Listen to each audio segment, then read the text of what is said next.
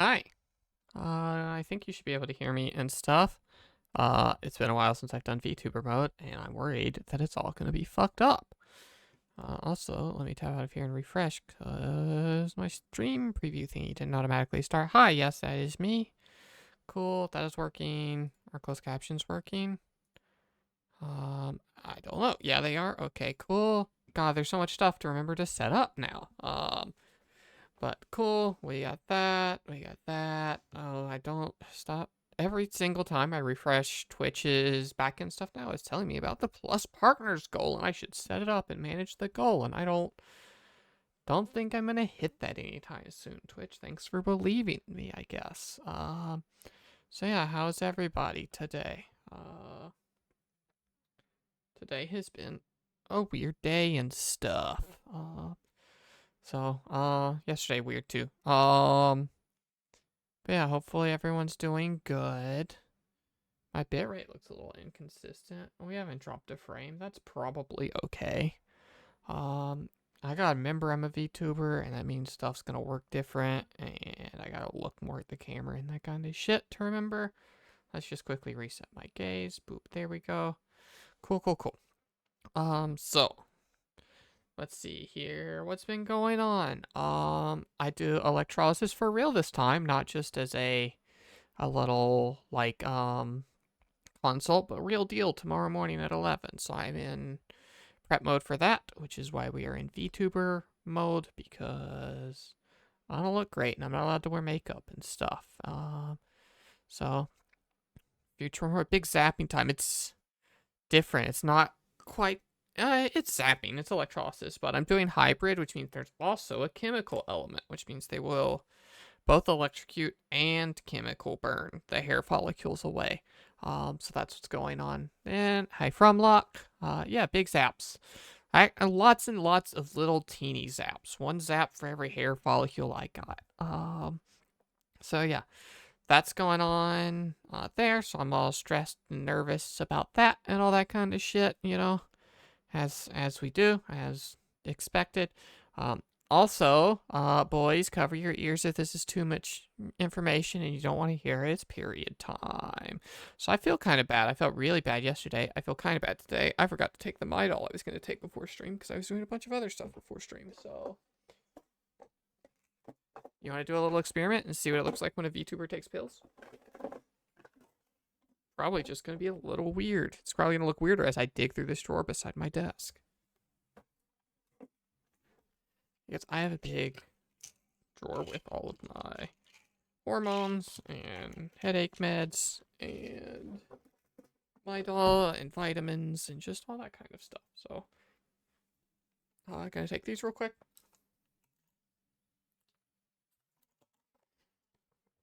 Cool. That was probably excellent to see a little VTuber model do. Excellent tracking.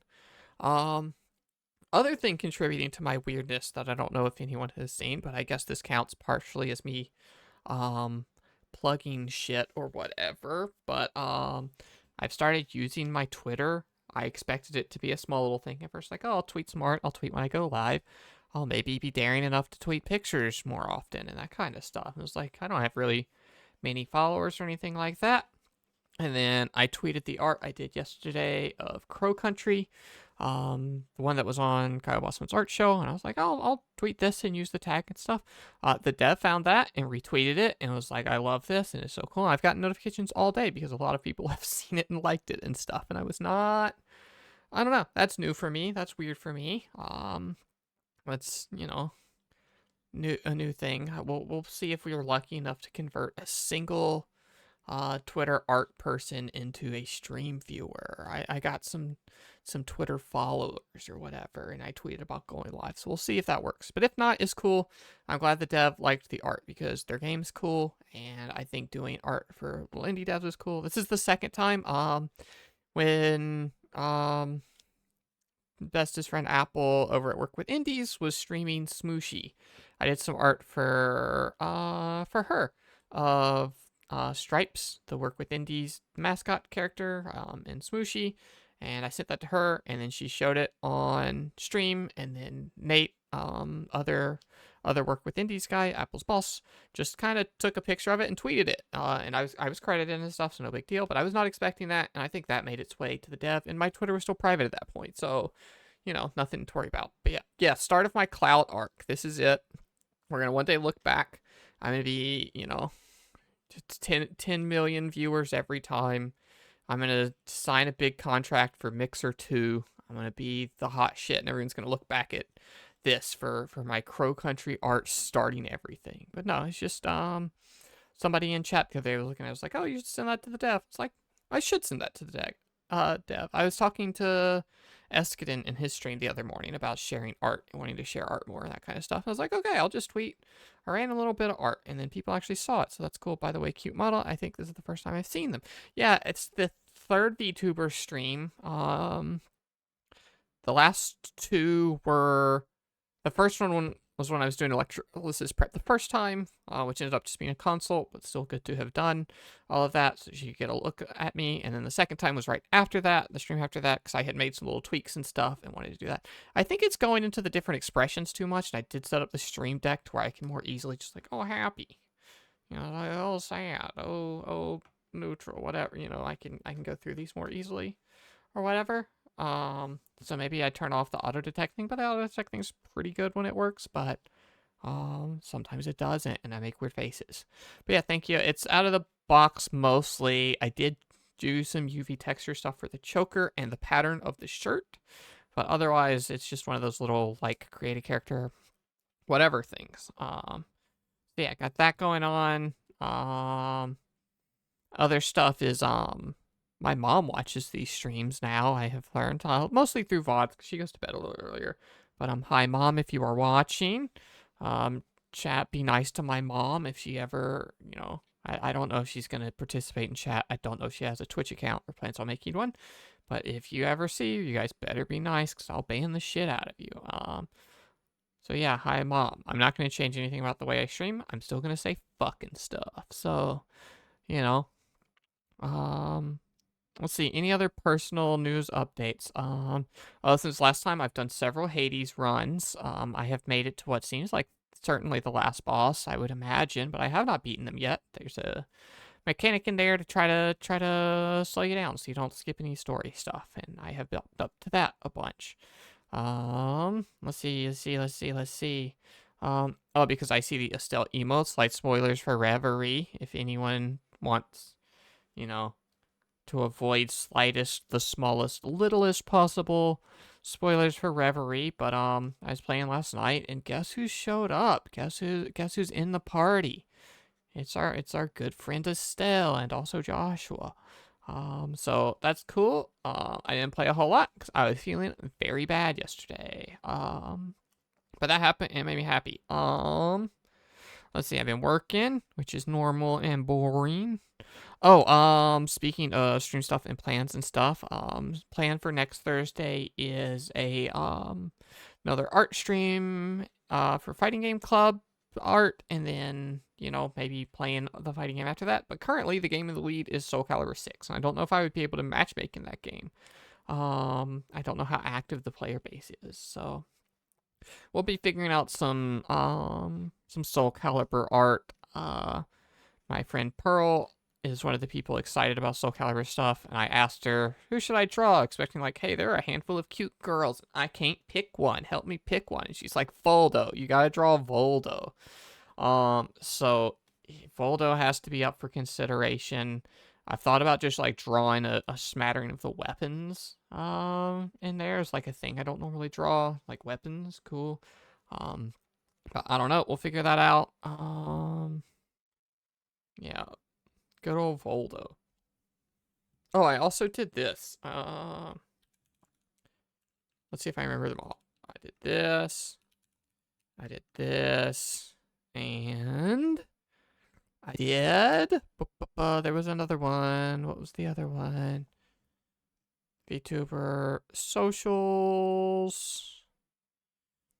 I did a third one. Oh. That one. So I set up some more commands. We already had spoilers and something else. I don't remember. We got a couple commands, but I did some of that today. I don't know. If this is fun, I'm putting in a little effort to it because I think it's fun. I like putting effort into things. And also it helps distract me from things. Hi, Butlet. How are you doing? You just missed all the how I'm doing. You gotta get here on time, buddy. No, I'm doing pretty good. I don't feel the best. Got electrolysis in the morning, so I'm stressed. On my period, so I don't feel good. Otherwise, things are pretty cool. We're talking about my art on Twitter and how I'm using Twitter and that kind of shit. Now, and what we're gonna be doing next stream, and just kind of shooting the shit. How are you today, Butlet? How are you feeling? On the mend, healing up, hopefully.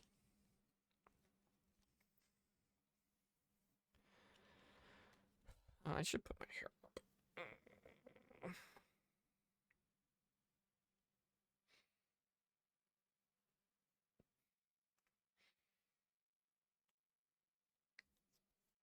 My hair's up out of my face a little bit more. Okay. So yeah, doing that. What else is going on? Oh, I got a new Twitter follow apparently out of that. Whatever. Cool. Sorry, I'm not used to getting notifications on that kind of stuff. Anyway, I should look at it. Sorry, I'm at work. Doing all right. Have full use of your arm again. Cool. Don't apologize for being at work. You shouldn't be watching me at work anyway. You don't owe me apology. You don't owe your boss one either, but don't let him find out. But yeah, glad you're on the mend. Glad your arm is working to full capacity and you're feeling good and stuff. Let's see. I swear I had a big long checklist of things to talk about, and I don't remember them all, and I think I got most of them. Yeah, so... Oh, I finished the birthday cake. I ate birthday cake for breakfast, like, every single day since I got the cake, and it's gone. So I've ate a lot of birthday cake. That's exciting, right? That was me drinking water. Watch the model freak out. Yeah, so how say we get into Pyre? A game I'm excited to play. A game that hopefully my controller's plugged in for. I did not check. I've added so much stuff to my pre-stream checklist with everything that I... Okay, cool. Controller is plugged in. It looks like... I'm gonna click into Pyre real quick. Yeah, it's working. So, okay. OBS. Go to PC game. Go to that. Cool. Unmute. We are on Pyre. Let me go move this a little bit, actually.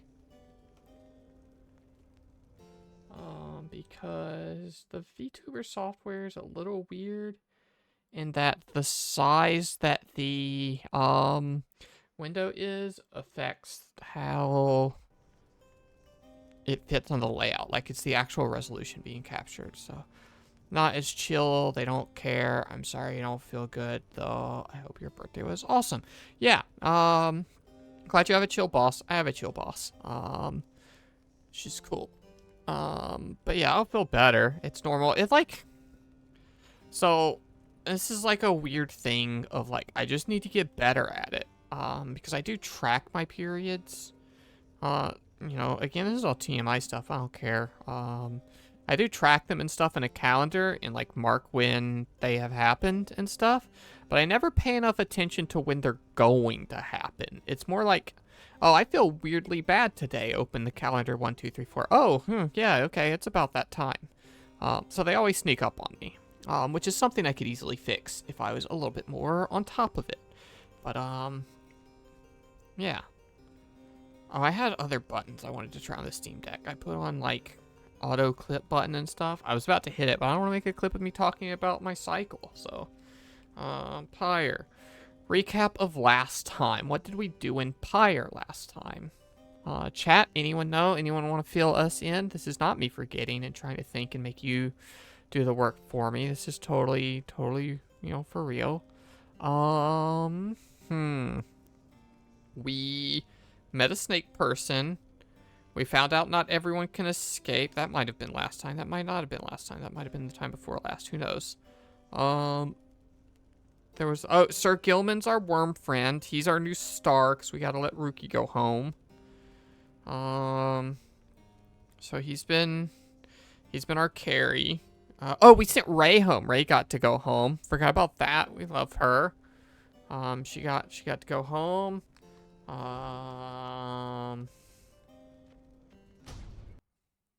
Yeah, that's about it, probably. The stars were going out. That's why there are a limited number of people we can send home or whatever. How's the volume sounding for all of you? Hopefully good. Hopefully good.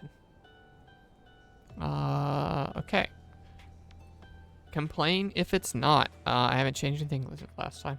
Oh, speaking of audio, because I have that channel up for my YouTube VODs and stuff now, and I've been uploading all of those, I've gotten dinged for a couple copyright things. Nothing that's bad or muted or, like, monetized claims. Some of it's, like, Celeste music, which is like, of course, that's Celeste music.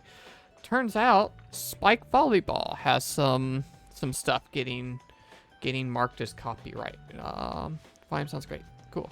So, someone remind me, next time we open Spike Volleyball, to just turn the music down or off or whatever. Because that stuff is not... Again, no, it's no reason to say dang, even. It's more just like it's identified as music from elsewhere. And I was just, like, confused more than anything. Like, it's not causing a problem. I don't think they're adding ads to the channel or anything. The channel's not monetized or anything like that.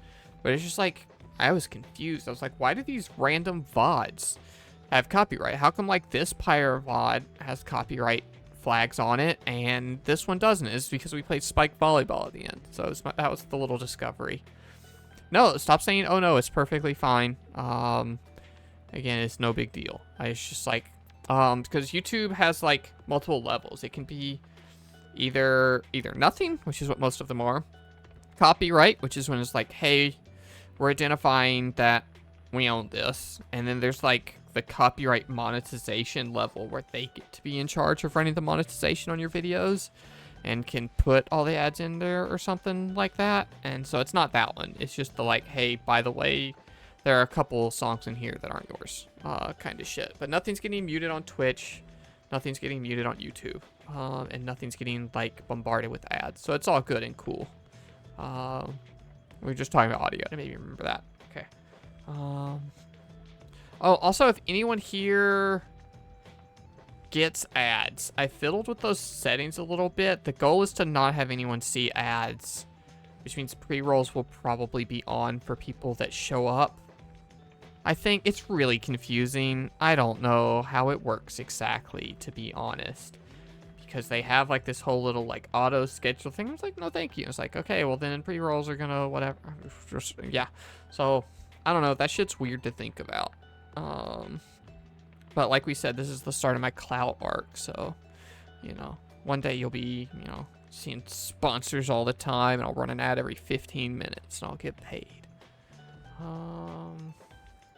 Okay, yeah, we ended right after we had liberated Ray, and Ray had gone home, so picking up off of that. I'm joking, by the way, Future Worm Corpse. I am not getting any bags anytime soon. I have, you know, I'm not to the point where I'm even getting paid out by Twitch every month, because there is a minimum you have to make $50 before we cut you a check kind of thing. So, got a while before we're quitting that job or whatever. Which, again, not the plan. We're going to have fun and do cool stuff. And I like putting effort into fun, cool stuff, so I'm going to put effort into streaming. And we'll see how that goes. Okay. Lone Minstrel. This is not him speaking. This is us walking into the thing and picking up where we left off. After the liberation of Ray, you find the Lone Minstrel back in the wagon, looking as though no such thing had occurred this night. Okay, sorry, give me a second to warm up the reading. Reading's hard, you know that. You think you see him tilt his head as you approach. Some words of congratulations are in order this evening, I should think, reader, and so, congratulations on prevailing in the right. Oh, Bert's wanted us to let her sister win. Pamitha wanted us to let Tamitha win, and we didn't, because we're fucking too good. We're gamers and we won. That was how that ended. So sorry for betraying her, but you know, oops. It wasn't betraying. She knows the deal, I think. Surely Ray shall be most grateful, and her safe return onto your commonwealth ought benefit the plan in which we will now play a part. As for your adversaries, the Essence, this must be a bitter loss for them and for Tamitha, although they must have known their chance was far from certain. Thus, shall we await the next turn of the cycle of the rites. Celeste and I are returned to our respective duties for the time. As of now, Scribe's Gate is sealed. I await when next we shall meet. When next you may yet live up to glory to the Nightwings, in the eyes of the 8th Scribe which yet shine down for us. He trails off and nods in his cordial manner and bids you a good rest of the evening. Cool.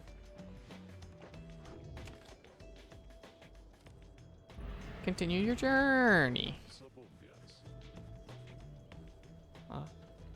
Oh, okay. Give me a sec. Slip into this real nice, deep voice. Good morning, everyone. We are at the mercy of the stars, and none can say how soon they'll shine for us again. Let us recover for a while at Moonlight Clove, and decide how to proceed. Okay.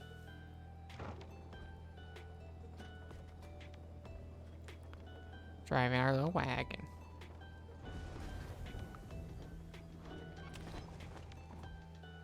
Bide your time.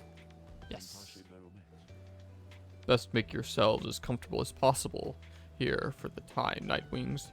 The rites ought to commence again before we know it.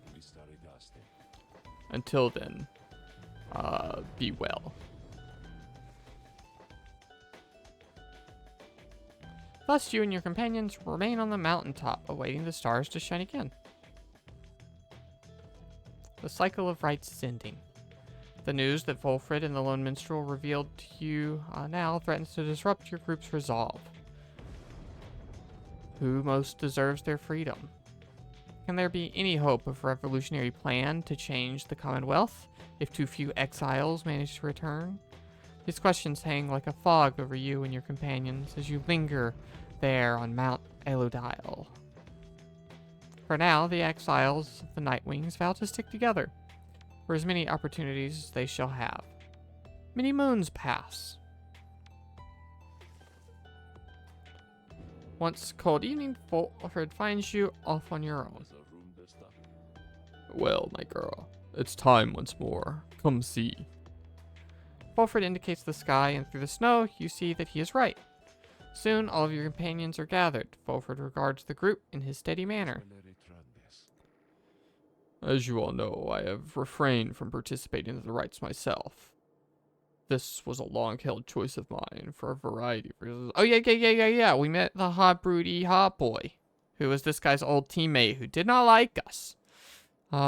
Because he didn't get his chance to go home when he feels like he should have, or whatever it was. That happened last time. Chief among them, those reasons, is so that I might direct our plan, free from unwanted attention, both from our adversaries here and those who would oppose us in the Commonwealth. Another reason is my past experience conducting the rites.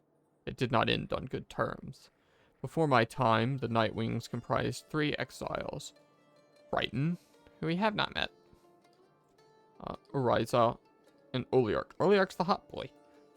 Little Tizo was with them as well, still learning in their ways. After Brighton regained his freedom in the liberation rites, the Nightwings took me in. A story for another time, but for one thing, I had capacity to read the ancient book. Anyway, when next we earned our way into the liberation rite, Oralek was anointed for return. He had long been in exile, and his horns were beginning to show. We prevailed. Little Tizo snuffed the accuser's pyre. Thus, Oralek earned his freedom. However, Just as the shimmer pool was to engulf him, Ariza, she shoved him from the precipice and took her freedom in his stead. She perished, of course. Only the anointed can transcend the shimmer pool. But she thought the warnings were a myth and paid the price. She was always restless. Is this thing doing the thing where my eyes are closed all the time when I'm reading again? I'm trying to make it track better, but like, what if we like tilt down a little bit? I don't know. It's all weird. I'm gonna do that real quick and maybe. Yeah, I don't know. Let me know if it's like constantly closing its eyes, because that shit kind of bothers me.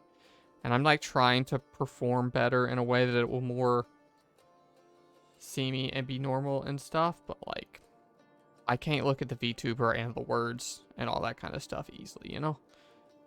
I guess I could, I'm gonna pull this stream up on my phone real quick so I can keep a look on it. Keep a look on it. Look out for it and see. So volume. Don't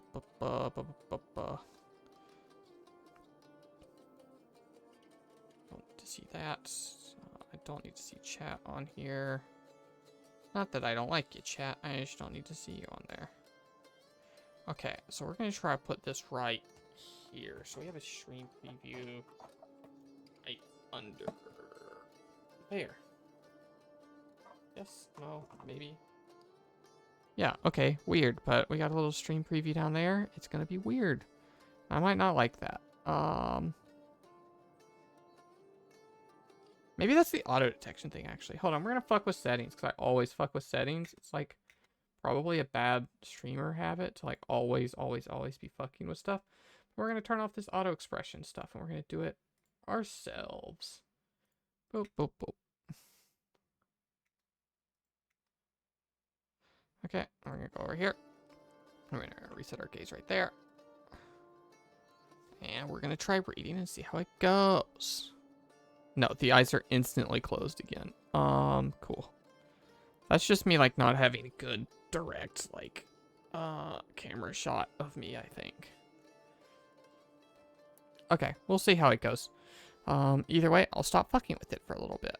But yeah, it really likes closing my fucking eyes, huh? Sure. It'll be fine. The VTuber's jank, and it's a replacement for the real thing, so who cares? It doesn't have to be perfect. Okay. I presumed Orlok perished too. To survive a fall from Mount Elodile, I was left alone. Subsequently, I made no attempt to reassemble the Nightwings, knowing that such treachery, such harm was even possible as part of this ordeal. Ooh, actually, one more idea, because I've already fucked with my camera and stuff so much. VTuber's probably gonna freak out when I do this, because I'm gonna cover up the thing or whatever. Yeah, fucking sleepy VTuber. One sec, you're not gonna be able to hear me for a second.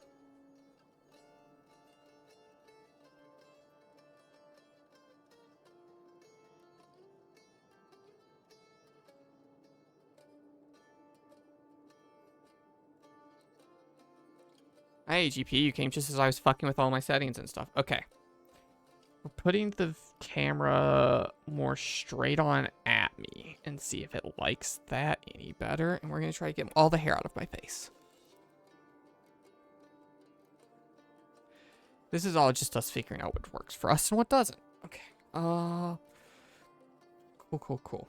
So we got a little preview there. We got a preview there. I'm looking at the thing. Reset. Okay, this is where I'm going to be looking by default. This is me looking down. This is me reading a line of dialogue. And let's see if it closes my eyes the whole time. Subsequently, I made no attempts to reassemble the Nightwings, knowing that such treachery, such harm, was even possible as part of this ordeal. Yeah, the eyes are closed the whole fucking time, aren't they? Alright, we're trying to think. Oh, fuck. I shouldn't have done that. I forgot that's how it defaults the buttons. Okay. That's annoying, and we're closing all of this. Okay. Sorry. All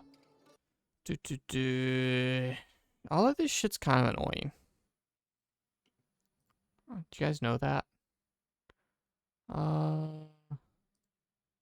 Clips I created. Yeah, here's the clip. It made the clip at least. And now I get to look at it. Oh, why are you on 25x.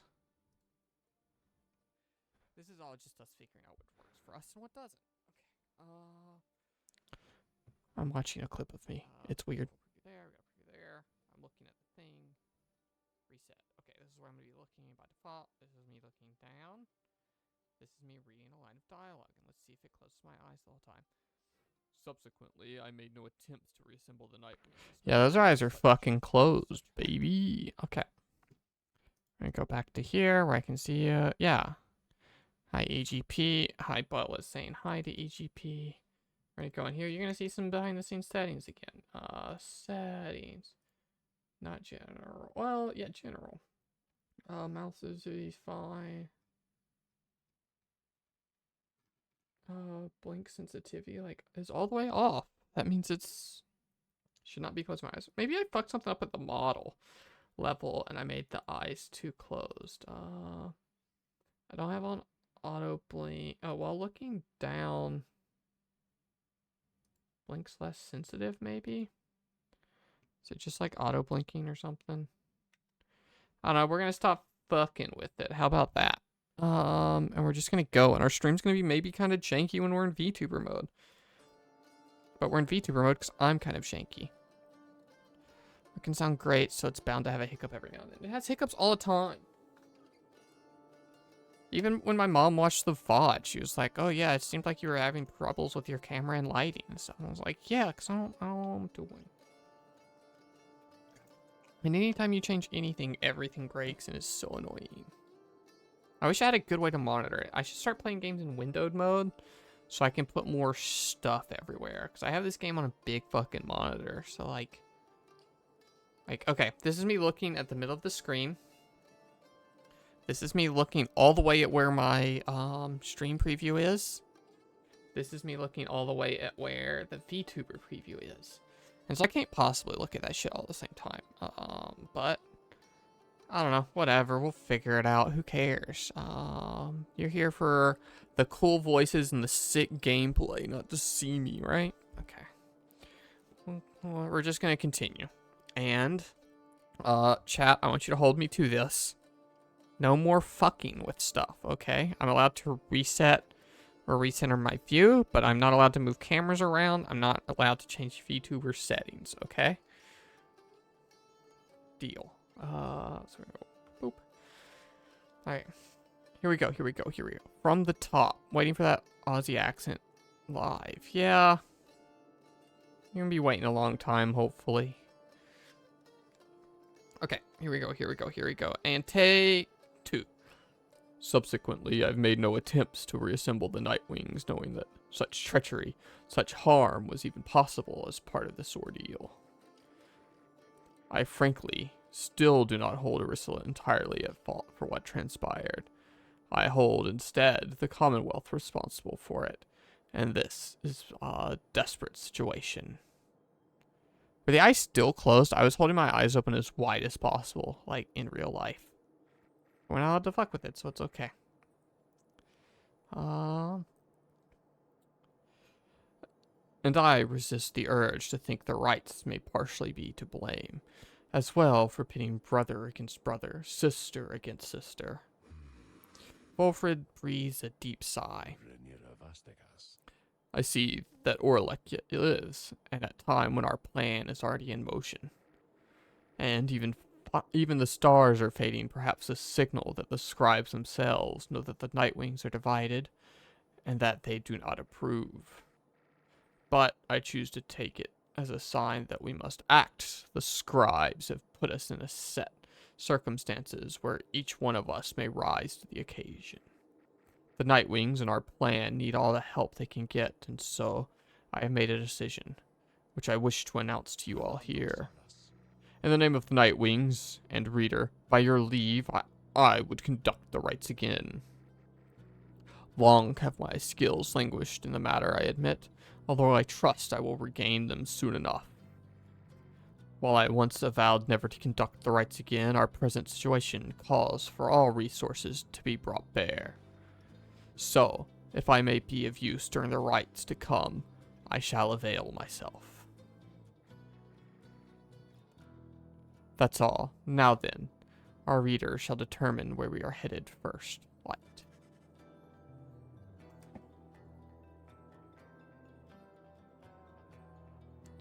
What the fuck? I'm like...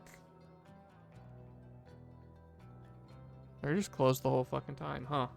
And I am breaking the rules. Chat, try to stop me. Okay, settings, expression settings, base, enable, I blink, enable. What if I just don't blink anymore? And I auto blink. General settings, auto blink. Okay, we're gonna try that. While we're in a neutral position, she'll blink on her own. And maybe then the eyes will fucking stay open for once. God damn it.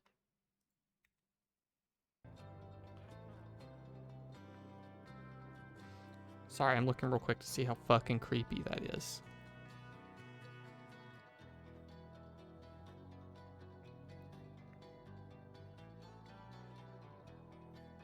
Cool. Okay, maybe that's fine. Let me know if it's fucking creepy, though. That's my last ditch effort. That's the last thing I'm trying today.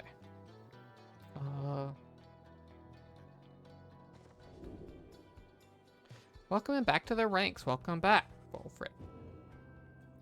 Once more, several stars shine bright in the night sky, revealing several paths to you to pursue towards salvation.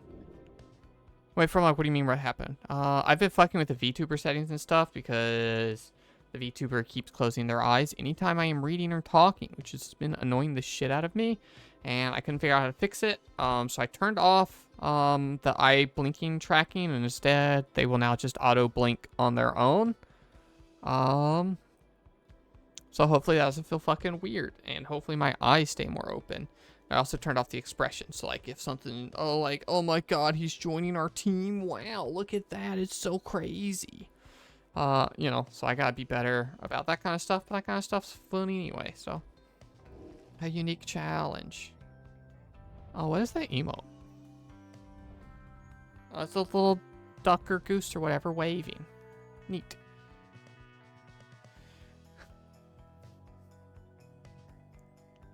Alright.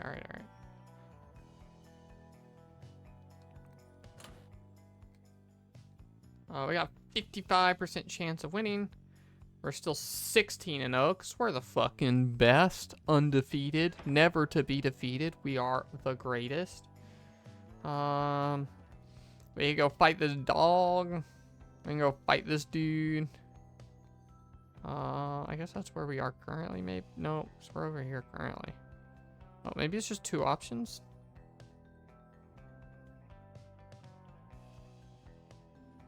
Oh no, it's this one. Oh, we're gonna go here. Yeah, let's go have Sir Gilman do the fighting. He's kind of been our star. He's been the main protagonist for a little bit.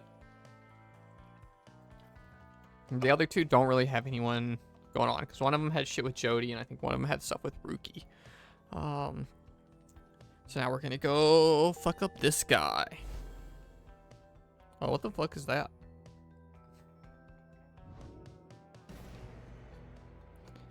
Is this night to understand that we shall soon confront Sir Deluge and the Pyre Hearts once more? Then this is to be most exciting.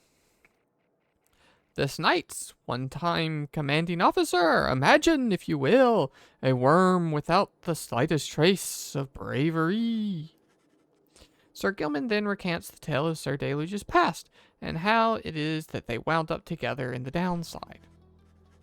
Sir Deluge, a worm knight of the Sea Dominion and former ally of Sir Gilman, he lacks the sort of courage for which his kind is known, yet somehow leads the Pyre Hearts anyway. Some worms, born under the Sea Dominion's waters, sought life's meaning on dry land. The Commonwealth recognized their chivalrous traditions and soon put them to use. Sir Deluge was just another bit of frontline fodder in the war against the high-winged remnants, yet, time and time again, he distinguished himself for one simple reason. He did not die.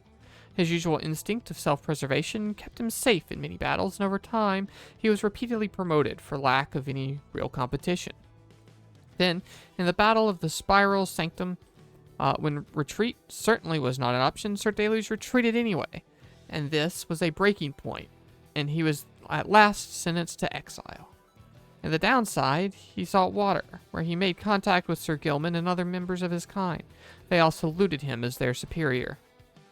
The other knights had little choice but to respect his rank, and the Pyre hearts, they conduct the rites in the name of the great hero. They under King Ors, while adhering to their strict code. This knight might not have failed quite so miserably at the Battle of the Spiral Sanctum, had his entire regiment not turned to disarray after Sir Deluge failed. Perhaps when confronting this former commander, this knight's honor would be regained in the part. For now, however, this knight must beg his leave. You say goodnight to Sir Gilman. In turn, there is no time to make flight preparations now, though in the morning you will press on once again. And press on again we shall.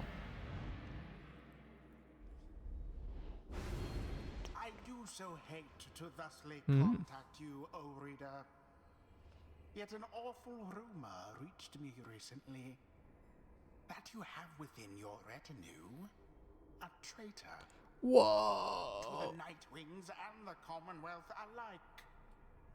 But you would never harbor such a traitor, now would you? I trust your time within the downside would have taught you that. Interesting. Did I time the shock expression right? Did I do that correctly? Because I tried my best. You rise after a fitful night of slumber. Somehow the voice, which thus far has reached you only in the rites, has found its way to you in your sleep. As well, you shake free of it. The time at Moonlight of Clove, you made everyone restless. The group is eager to set forth at your command. Okay, chat, who are we thinking? We got a traitor in our midst. Who do we think it is? We got... I don't think it's Sir Gilman. It's not us. Fromlock. I'm the best. It's never going to be me. It's never my fault. I don't think it's Sir Gilman. I don't think it's Fulfrid, but like I guess maybe he could be secretly fucking stuff up. The Lone Minstrel, good pick, possible. Snake Lady. We don't know too much about her, but it could be. My bet right now would be Hedwyn. Because he had to sit out. They did not allow him to participate. The other two that were introduced in the beginning are gone. So I think that might have been like, hey, whoever's left, we gotta have him stick around so that one of the original three can be the traitor. So like if we had let Hedwyn and Jody go, then Ruki would be the traitor. If we had let Ruki and Hedwyn go, then Jody would be the traitor. That's my guess. Beaufred, Lone Minstrel, I think are fine choices. Because they have to be around at this point. As does, I think, Bertrude? Is that her name? I don't remember.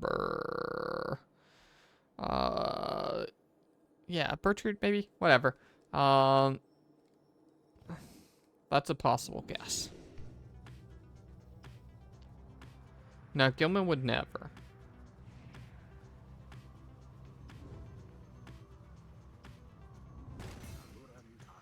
Oh, we ran into a dog. A pleasure to encounter it's you within the skies themselves, O Nightwings. A pleasure.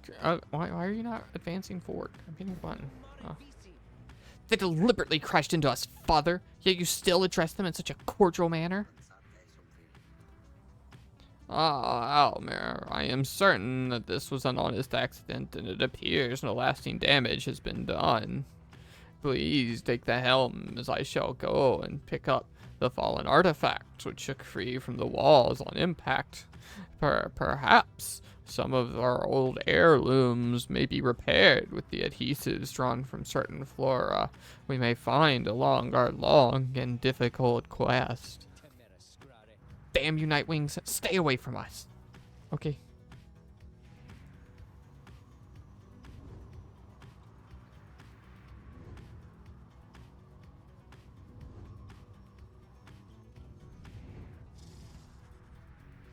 Oh. Yeah, we got it right. I remember the name, Bertrude. Slithers up to you as the black wagon passes through the skies above her former bone. our kind who lurk below, they would scarce believe we soar above them now. We told them, when Sandalwood came to fetch us, that we shall not return for some time. Our most accomplished laborers, with whom we shared so many moons in exile, we trust that they shall carry forth the reputation of our services, for we taught them all we know. Doing something real quick. Boop, boop. And we're clicking back on the game because it takes away focus. Okay, cool. She seems almost nostalgic as she lifts off the various services provided by Big Bertrudes. Curses, bombs, potions, powders, cleaning regnants, sleep medicines, fungicide, seances. Big Bertrudes earned quite a name for itself through the downside for these and other things. When we are finished here, provided we do not return to whence we came, we shall return to our establishment and carry on our business there, for there is much demand. Okay.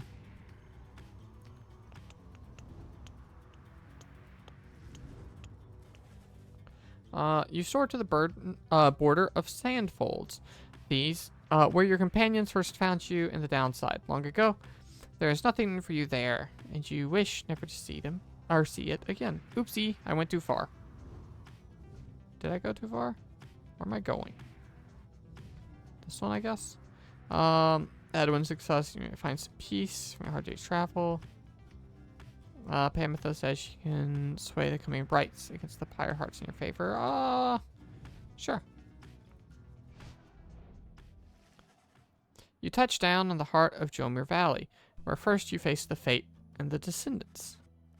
You briefly wonder where they might be now and how they fare. You now have little time before having set forth by land.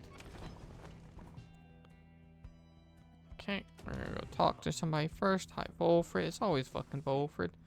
There. Volfred appears to have finished sealing some sort of document. He smiles as he approaches you. Hello, my girl. Was just on the way to make a drop. Report a bit of progress of our supporters on the other side. I should like to know. It's not clear to you, as of yet, exactly how Volfred is able to communicate with the agents in the Commonwealth.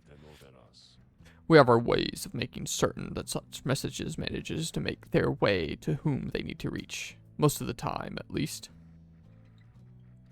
It's not exactly the most dignified of methods, but the messenger imp is as hard-working as the rest of us, or dare I say more so. Most imp lacks the capacity to do that job. They, of course, cannot traverse the outer boundaries of the downside, but they can squeeze much closer than any of us. Wilfred offers to tell you more of this process. It seems that he has been using certain imps to relay messages to the agents in the Commonwealth for some time now. From that point, we depend on certain other means. A trafficker like Ruki would likely be familiar with them. Then, my agents intercept the messages as they arrive. The messages are coded, in the off chance they reveal themselves before unwanted eyes.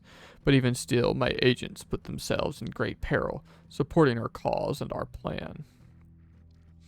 I could not ask for a more dedicated bunch. A shame we cannot meet them, separated as we are. If we succeed in our endeavors, it shall be thanks in no small part to them. They have identified hundreds of citizens grown loyal to our cause, found hidden corners where they can speak freely. Their goal is to grow in numbers while remaining safe. For now, we cannot resist the Commonwealth if too few citizens stand with us, whether due to apathy or fear or lack of willingness to see our nation as we do. Some of these agents have known for many, many years, since long before my exile. Many were former students from my days of teaching Commonwealth doctrine. It was clear then who among us did not take the common view. These days, I report to them the progress, and they, in turn, report theirs. From that assessment, I update the estimation of our planned success. Our chance of success increases substantially each time we liberate one of our own, but those loyal to us in the Commonwealth slowly gather in strength, regardless knowing of our efforts.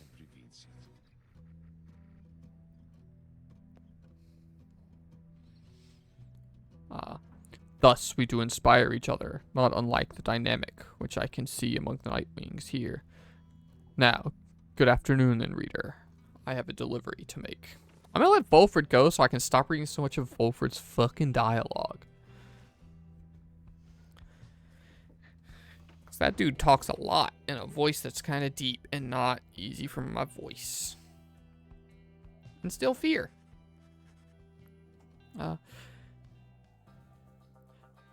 You do your best to keep up with Pamitha as she delves into the desolate sprawl of the glue hive. She indicates that some of her winged sisters may be nearby to lend their aid. This is as far as you can follow, reader darling. Please excuse us for a little while. She swoops off, leaving you on your own. Some time passes, during which you can almost feel the downside encroaching all around you, and then... No, but it's the light realm. It's where they want to go. Well... That was certainly interesting. I suggest we get out of here. It would appear the Pyre hearts soon will have a little accident. That should dampen their spirits. Pamitha ensures the Pyre hearts suffer -3 hope. Okay. I don't remember which that hope is, but good work, Pamitha. I gotta know who this traitor is, though, before I can actually let people, go. Alright, let's go fuck this guy up. Okay, the little phone with the preview of my stream under my monitor is a little distracting. More so than it is useful. So I'm gonna go... Oh, Twitch app crashed when I went to change it. Because my phone, it turns out pretty old.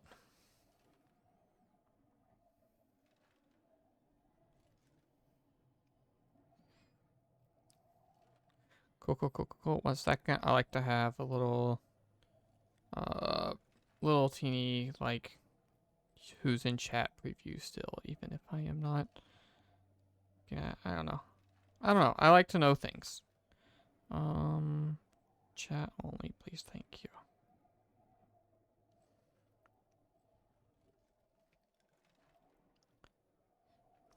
Cool. Okay. Sorry, back to it. The wagon comes to a sudden stop after a near miss with somebody or something that got right in its path. At first, you see no sign of whoever or whatever it was, but then a voice rings out off to the side of the path. The friendly, yet somehow aggravating tone leaves little room for question of who it is. Hey guys, so maybe watch where you're going a bit more next time, I guess. You must have scared Dad half to death. I mean, just look at him. But it's good running into you like this, because I got for you a really special deal. We got some pretty out there stuff on hand, and it's been slowing us a bit, to be completely honest here. Something about him, I don't know, but Dad hasn't been himself. But once we open our shop, why, these little numbers, they're gonna fly off the shelves. And you can have first dibs. All you gotta do is give us a lift, cause you're headed to the Spring of Jomir, right? Just drop us off when you get there, okay? The Black Wagon does not provide you for the most spacious accommodations, but it may have enough room for Falcon Ron, barely. At least in the short remainder of your trip. On the other hand, taking a sip of water for suspense, you sense a troubling energy from whatever strange artifact he is transporting right now, and wonder whether you should get involved. Tell him to get in. We're not getting anything any other way. I have not played Mass Effect. I started Mass Effect 1 with some friends just in Discord, but I didn't get super far. I made it to... There's like a winter base that was like... Vegas spoilers for Mass Effect 1. A winter base where they were like experimenting on some creature that was like last of its kind that I decided to let go, and then people got mad at me for that. And also I think I maybe massacred a bunch of scientists in there because I accidentally broke into a place or something. But I did not continue or finish that playthrough. One day. Kali sure wants me to, but one day. Oh, great. Thanks, guys. I'll just, squeeze in. Just, the voice to me reminds me of Eeyore, which is, I guess, what I'm channeling there. He's not. Dad, come on. Put your back into it already. Eventually, Falcon Ron manages to get on board as you prepare to set forth again. You're welcome to aboard for now. But I don't believe you. It's a short game. This is a short game, and I'm on week fucking 9 of streaming it, something like that. Because I play slow and I talk to chat and stuff. After what felt like an interminable, I don't know the word, trip during which Falcon Ron did not even once cease to speak of matters relevant only to him, you reach your destination. Falcon Ron should be a streamer. Anyway, thanks guys, and Dad, remember what I said. I don't know why I inserted Dad in there. These fingers I got here, you got dibs on them if you come visit me and Dad, that is. Now we'll be going, so be seeing you, okay? Whether from Falcon Ron's ceaseless drivel or the ill effects of his cargo, everyone is left feeling out of sorts. Oh, -5 glory. Oh, that's our damage. Okay. This shit's not going to be worth it because he's still going to charge us, and I'm poor as hell. Hey guys, thanks again for helping me and Dad back there. We really owe you one, and so, as promised, I got something really, really good in stock for you right here. He pauses for dramatic effect, and then he reveals several artifacts. Bear gains 1,000 more stamina than usual, but cannot grasp the orbs. Dog shit. After being banished, Banisher either returns with infinite stamina or as a fast-moving howler. I don't know what a howler is. Their bear's aura remains while grasping the orb, but cannot cast. Oh, that actually seems broken because I don't do cast enough, especially for Sir Gilman. They emanate with energy. You cannot possibly be healthy. Nice, huh? You guys got first dibs on these bad boys. I can tell you what, they're going real fast. Oh god, they're gonna be so expensive, aren't they? Oh, no, they're not. They're 16. I can actually afford that. 23. We're buying this. Oh, cannot be used by worms. No! That was my whole plan.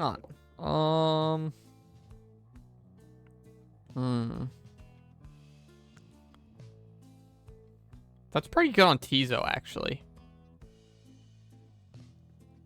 What's this? Blood of Void, after getting banished, the barrier returns. And a burst and draws in nearby adversaries. Shut Bromlock. No, he isn't. Okay, we're buying this. No, we're buying this.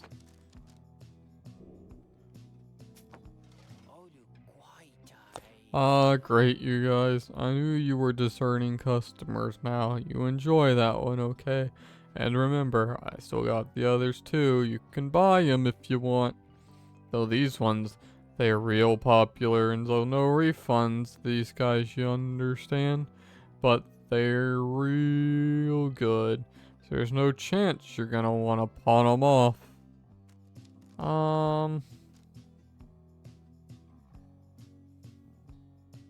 I don't know what a howler is yet, but I'm gonna buy this.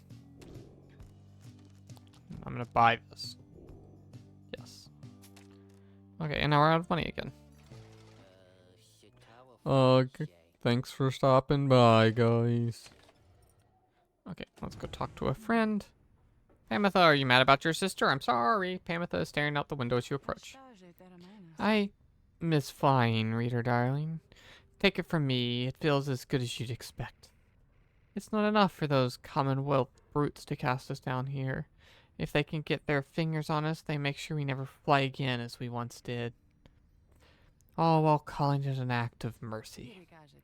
Let me ask you something, You've learned a thing or two. What have your studies taught you of my kind? Ooh. You know the violence they caused. You know they have suffered. True. You know you share a common... You know a little bit kind... No, I know they've suffered. You know that the harps have long survived on the brink of extinction, and the warriors of the Highwind Rayments are all that remain as of now. They may see little recourse at this point than to avenge their fallen and see to it that the Commonwealth suffers in return for all that they have transpired. Some such sympathies could not have earned you popularity, I gather, darling. In fairness, you leave out a number of atrocities my people have inflicted upon yours, but nonetheless, you seem to have the gist of it. My kind certainly aren't known for the good sense of humor. I can tell you that. My little tongue got me into no small amount of difficulty till I learned to keep it under control. The mountains I come from, the views that certainly are something, but there's a bleakness to it, too. Being surrounded only by those consumed by the desire to avenge. We're very proud like that. Everybody vying to be the strongest, to kill the most of you. That way, we might just get a shot at the prince. Oh, okay. Continue the line, if he even exists. Imagine that being the best case scenario, darling. She shakes her head. Anyway, I was just thinking I'd rather enjoy traveling we've done. The change of scenery does me some good. Perhaps I'll stick to wandering after this. In fact, I have a fancy for some wandering right now, if you'll excuse me. Okay, bye-bye. She has the wagon into the dusty wastes of the Jomir Valley. Okie dokie. Let's go play a game of Pyreball. Your journey is set to the right to commence, and all is quiet amid the dusty waves of the spring of Jomir. All that is left to do is to wait for nightfall to set in. Sir Gilman, you observe Sir Gilman sliding back and forth, back and forth. You sense something is weighing on his mind. This night is not a night at all. This night betrayed his former commander, abandoned his brethren in the sea dominion. But what is knighthood even? What is knighthood, if it means having to follow such craven as Sir Deluge? Cease this nonsense, Gilman. Focus on the right. Focus on the right. Focus on the right. He notices you, finally. Oh, Master Reader! This knight did not see you there just now. Such was his preoccupation with his task at hand. No, this knight stands prepared. He has no misgivings whatsoever when it comes to battling his ex-triumphant. Please consider letting this knight participate, for he has honor to restore. Then, a glimmering with the sky draws your and his attention. No, Botlet. Sir Gilman did not betray anyone. He was being betrayed and tried to stop it. Your adversaries each shall deal an additional 5 damage to your Pyre. We're not gonna get scored on that much.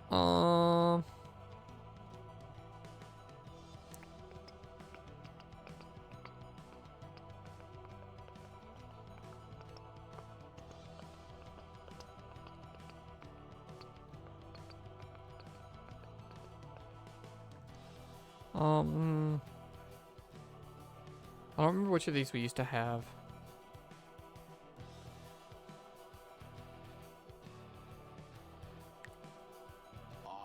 That's probably not that hard. We'll do 2 of them. Let's go.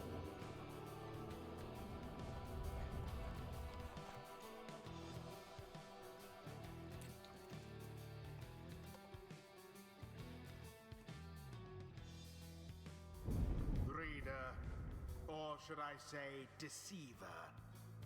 For I detect another exile in your ranks. The exile Wolfred Sandalwood himself, that cursed sap. I ought to have known he was behind all this. He has no love for our sacred tradition. Oh. Yet you would heed his poisoned words over my... Maybe the whole secret betrayer thing is just the Sandalwoods here.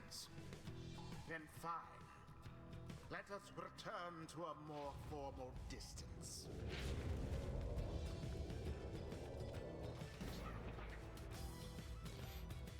Gilman, this is still not abandon your new friends, like all the other duties and responsibilities. Sir Deluge wrestles the mask for a time. This knight is most surprised that you have the courage even to show yourself. You speak of courage, Sir Deluge, but this knight has little else to say to the likes of you. That figures, Gilman. You are no knight at all. You're a teensy minnow swimming in the sea of minnows, many times your size, and with much more honor too. Then something comes over Sir Gilman, but just as soon it fades, Sir Gilman slinks away. Disgraceful, you Nightwings! You are stupid to have taken in that one, and you are no good at the rights. And another thing, we do not fear you. I like doing that guy's voice. Reader, my girl, let us confer for a moment here. Don't like this guy's voice. I am returned to the rights of tradition that I had disavowed. And now I am donned in the raiments. The voice knows I am here. It is no matter, really, for our plan is well in motion. All that remains for us is to prevail. I shall aid you and the others in this task as best I can. Let us see now whether these old limbs of mine are still of any use. Okay. Oh god, he's so fucking slow. I hate him. He's got a shield. I don't want a shield. Fucking, don't you know our team is built on speed? Oh.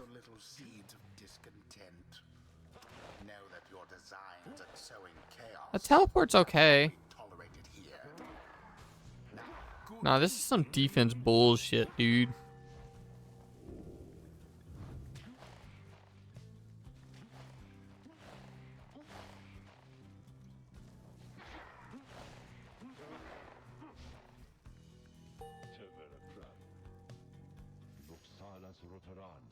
Now then, Nightwings, I look forward to conducting with you all, if and when, of course, the reader calls to us, to stand as a triumvirate together.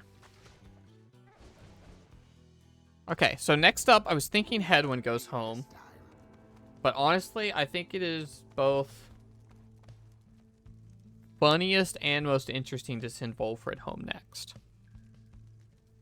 And just, like, not have him around for the constant exposition.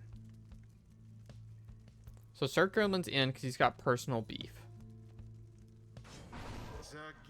And you always get to fight your personal beef. Volfred in... Tizo is in because I want to try this new thing on him.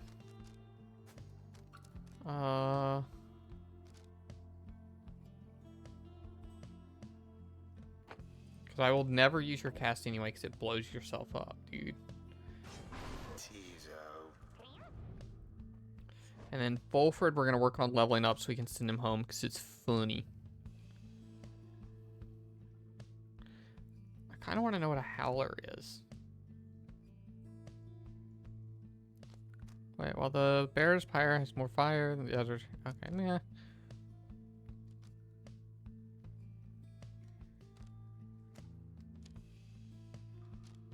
Yeah, we're going to take this. We're going to see what this shit's about. And it's maybe going to fuck us over.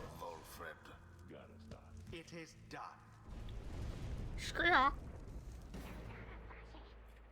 Come then, Nightwings. Show us this night how you defend the honor of that miserable minnow for whom you harbor. On guard!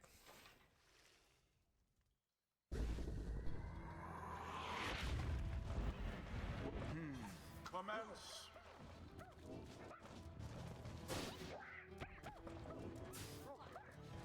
Oh, this is free as hell, actually.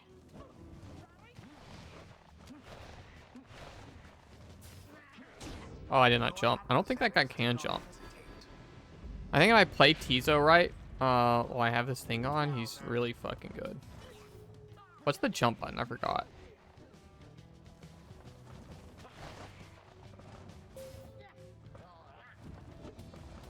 Oh, jump is X. I was hitting the wrong button. Yeah. Be gone.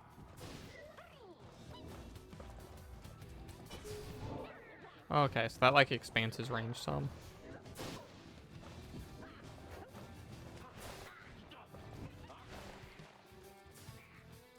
'Tis taken.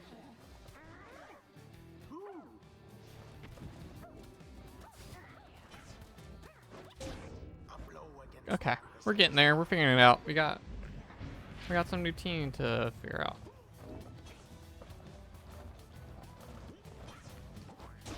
Yes. I want Tizo to fling the orb into the fire. Pyre now burns no more brightly than the other. Oh, Your okay. flames grow weak. So when you do the blink, you do not carry your aura with you, which is actually fucking annoying and shitty. Fear not the pure. And I don't like the way Volfred plays, because he is slow.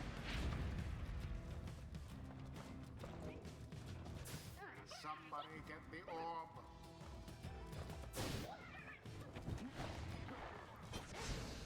All of the Nightwings vanish. I might lose this. Shame. Oh, I'm not gonna lose this. I gotta score 2 more times. Now we're good. Sir Gilman plunges into the We're maybe not good. Sir Gilman is not doing the damage that he needs to be doing. God, I fucking hate Volfred so much. He is so going home. Wait, are we winning? Are we winning?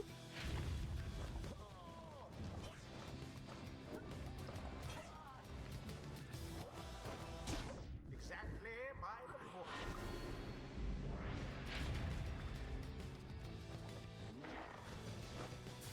A stroke of luck is all.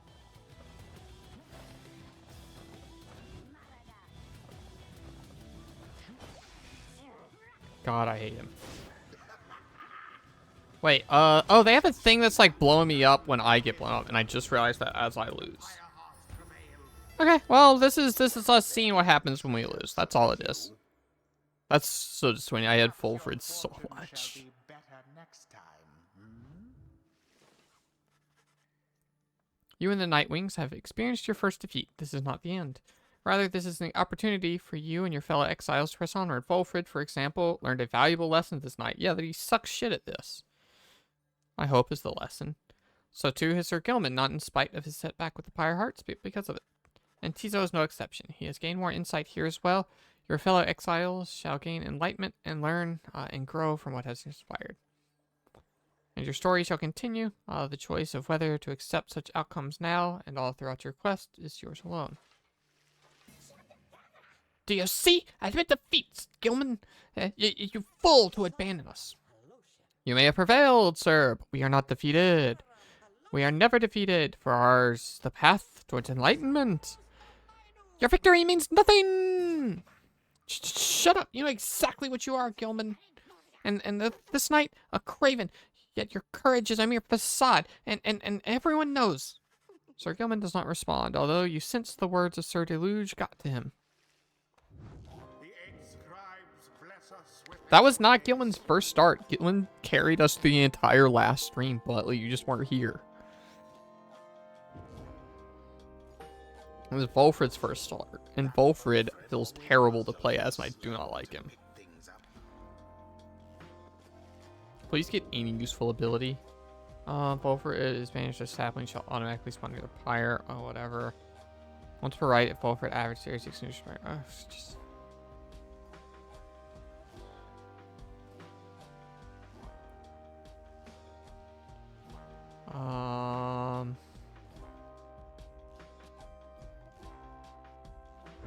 Tis the wisdom I probably should have used his shield more, which could maybe be my fault, but I'm not accepting that. of the stars.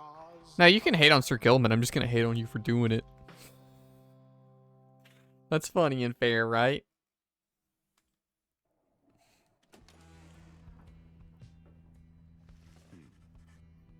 Back at the Black Wagon, you are taking some time to recover from being defeated by the Pyre Hearts on the right when Volfred approaches. An unfortunate result, my girl, though I am confident we can do better. We have the means. There is always the Yonder Crystal there if you need it. The rights may be ending, but we still have time to achieve our plan if we can get better at our adversaries. Come then, let's see who we shall square up against when the stars next align. Okay. Stars yet shine for you, revealing various paths forward. Yep.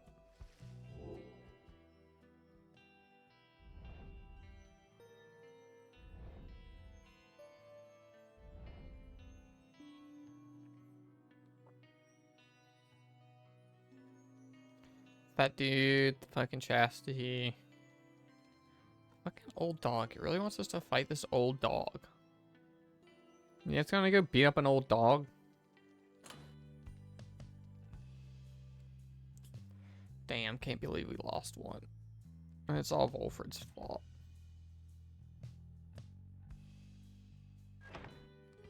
Alright, let's go beat up this old dog.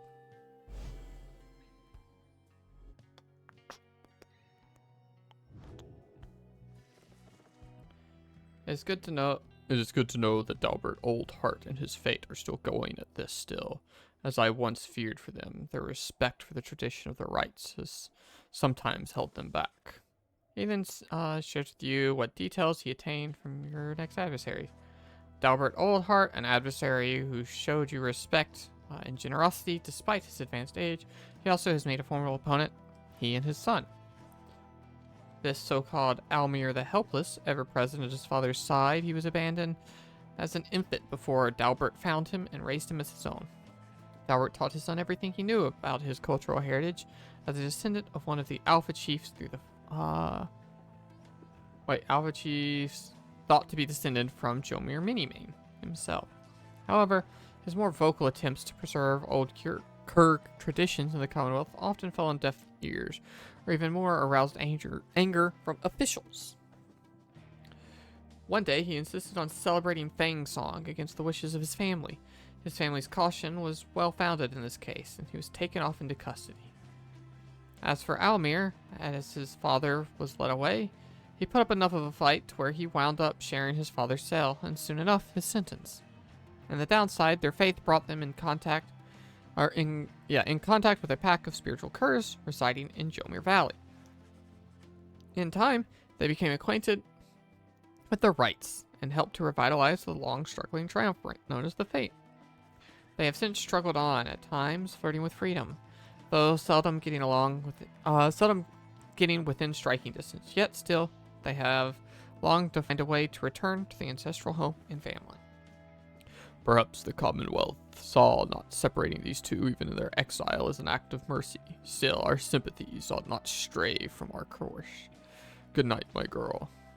You bid Wolfred a good evening. It is too late to take flight, so you make plans to rise at dawn and continue your travels. I'm sorry, Sir Gilman, that was Wolfred's fault. Sir Gilman is in a contemplative mood. He has been rather quiet, at least more than usual, ever since his confrontation with Sir Deluge. He notices you there and slides forth in a solemn manner. This night, he knows what he shall do. Now, when all of this is over, Master Reader. The Swarm Knights, we are born and raised to prove ourselves superior to all the other billions of our kind, to lead our lives, however short, with glory. From the moment we shove past our wormlings brethren in their egg sacs to the very end, we are conditioned to excel, to prevail at all costs. The relentless pursuit of glory, of fame, of self-worth, it leads most of this knight's kinds only to an early doom, or in the case of Sir Deluge, it leads to a life of falsehoods, a life of low deceit, abusing one's fellow worm knights, shrinking one's responsibility, living in constant fear. This knight cannot abide his former commander, yet pities him. There must be a more honor than to lead a life engulfed in endless conflicts. Then he looks at you intently. This knight shall ever seek that honor out, even when all of this is ended, Master Reader. Thus he vows to you, and is ever grateful that your guidance led him to this new awakening. But until such time, this knight is duty-bound to the Night Wings. This fulfillment of our plan and the pursuit of freedom is to be his final quest. For what awaits him afterwards is no mere quest. The honor that this knight has sought, it cannot be fully achieved through knighthood, can it? It requires something more. I trust you understand. He slithers off, his head held high, though not merely in pride. Something has changed in him. +2 presence permanently, bigger aura. Ooh. I probably don't make use of aura like I should. Continue the journey. Take off. Going straight there, and if we bump into somebody, we'll read their dialogue. Oh, is it right here? Right here? Okay, cool. Bertrude believes she can find alchemical stuff. Tizo suspects she might find something of value. We'll go with Tizo because we love that little guy. He's our little buddy.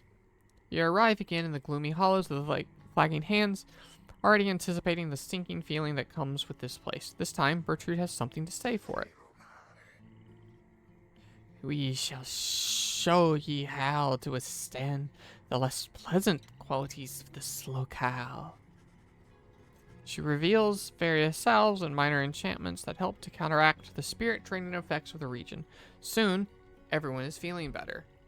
But for the assurances. Thanks to Bertrude. Search for valuables. I might have to take a little potty break here soon. But we'll see. We'll get through this little conversation thing, and I might take a little bathroom break. So we'll be at the halfway point of the stream. I'll do a little bathroom time. Just a quick little pee. I'll be right back. And we'll have a chance to get up and stretch and drink water and all that. You and Tiso spend so much the rest of the day searching the gloomy hollows of Plagueworth until at last you find something of value. So it would seem, at least, as neither you nor Tiso can tell exactly what it is. For the object lies beyond your grasp. You consider methods to retrieve it. Go for it. After toiling away together for some time, at last you find an object you sought within your grasp. You and Tiso take a moment to examine it. We found a marsh cap. It's a thing we can sell for money. We need money. Okay. I'm going to quickly go to a break screen. I'm gonna go potty, so I will be back in a minute.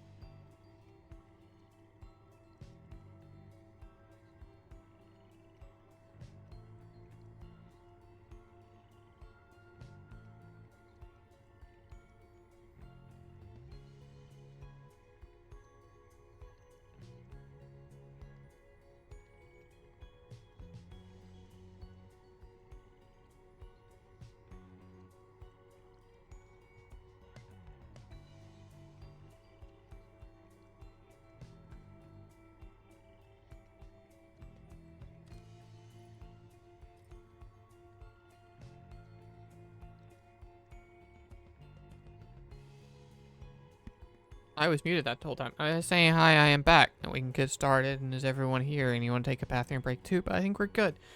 And we're just going to continue. And I'm glad I didn't leave the mic muted. And I actually checked my levels first. Because I muted both in OBS and my actual mic. And so I was double muted. I only muted one of them. So let's continue. Let's get going.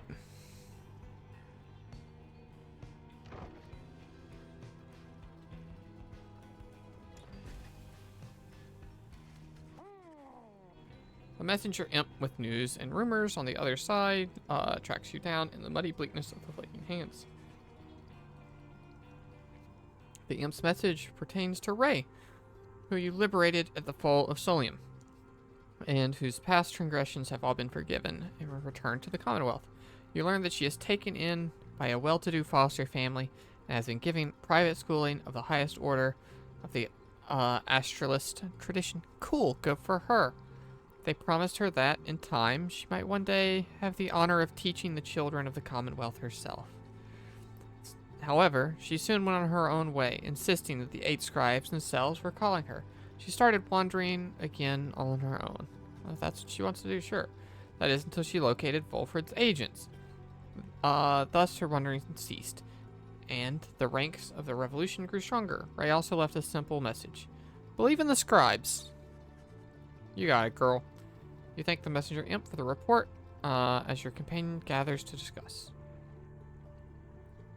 Oh, I just had a theory. Okay, you guys want my theory? The traitor in our midst is actually a hot goth boy, because he's technically still part of our team or whatever, even though he's a bad guy and hates us. And I think they're just talking about him, and they just said it to scare us, like from a writing sense, but actually like story sense. That's going to be the twist. As they were just talking about that guy, it's no big deal, nothing to be scared of.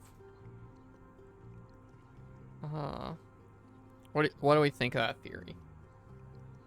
So wait, wow, Jay, you're so smart, you're so right. You know for sure how to tell a good story and all of that, you know? You can tell me how right I am. Oh, you guys don't see my Steam notice, right? Yeah, okay, cool. I just sometimes forget if you can or not, and I almost commented on it. It was no big deal or whatever. It's just a friend playing a game, but... Alright. We're gonna continue on. Sir Gilman. Small in stature was the goodly Ray, yet great indeed in spirit. Even now this knight remains in awe of her. She has the manner of a saint, that one. She knows in her heart the traditions of the scribes. She better be more careful, else they'll throw her right back in here with the rest of us. Ow. Sounds like she's making a difference out there. I often felt she was the bravest of us all.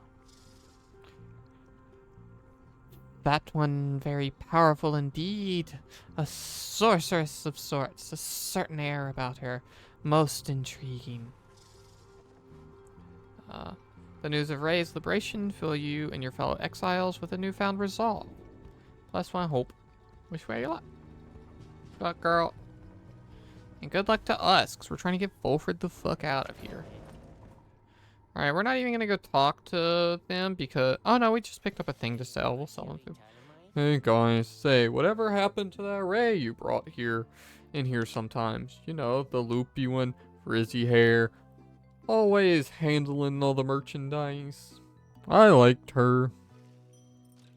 Okay, we got a mushroom to sell. This is yours now. What is this? After dousing the adversary's Pyre recovers up to 50% of their health. That sounds good, but it's expensive. We cannot afford that. No. I don't.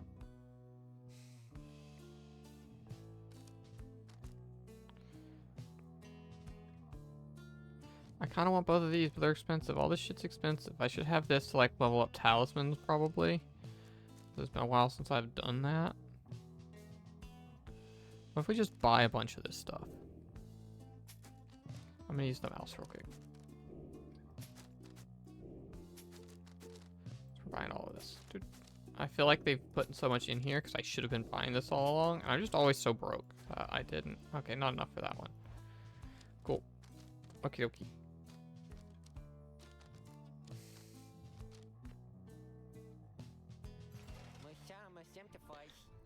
You guys take care, okay?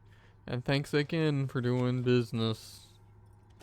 Alright, we're gonna go quickly look at who we want to spend that stuff on. Do we want, I don't think that levels up even.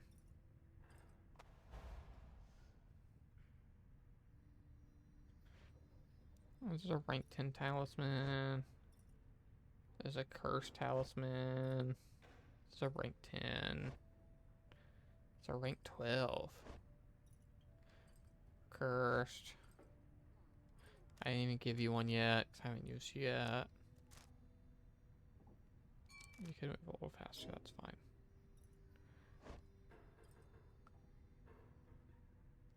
Okay, we're gonna have to put this stuff into here. Yeah, buddy. Sir Gilman's gonna carry us.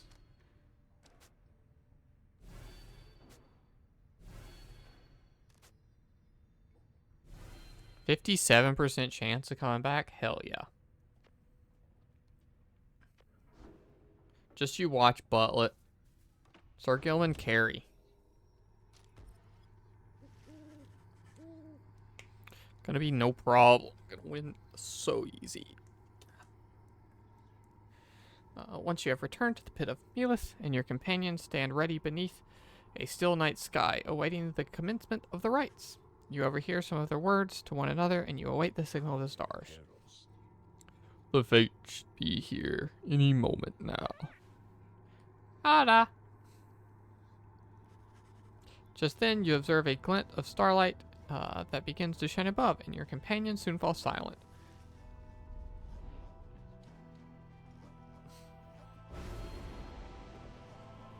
Oh yeah, we had all this shit on. That was probably too much. More like Shillman.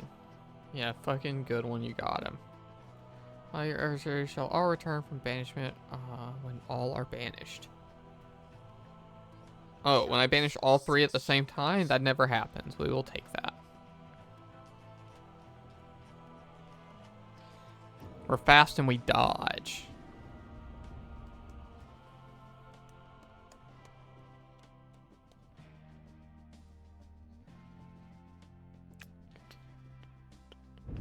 Good evening there, you exiles of the Night Winds. You are returned once more unto the pit of Melith.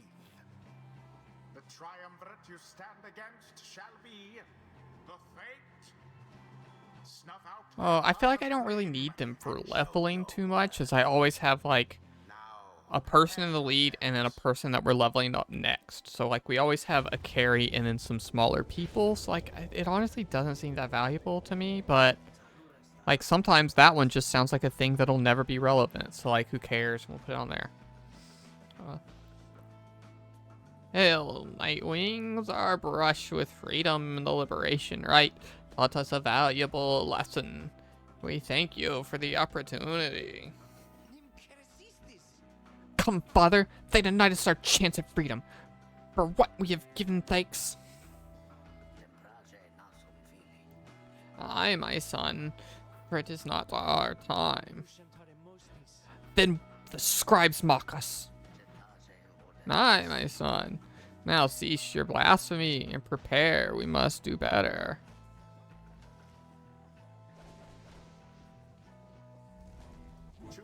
What made you snort so loud? The changing the VTuber expression for the Langry boy? I hope that's what it was, because I thought it was clever, and I'm going to try to do it better.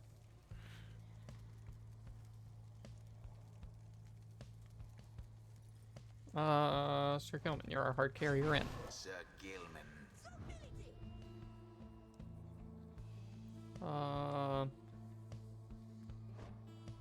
We fucking love Pamela though. Maybe Pamela. Well, whatever. Volfred's in because he needs the XP so he can get the fuck out of here. And then, do we want Pamitha or Tizo, chat? Who do we prefer?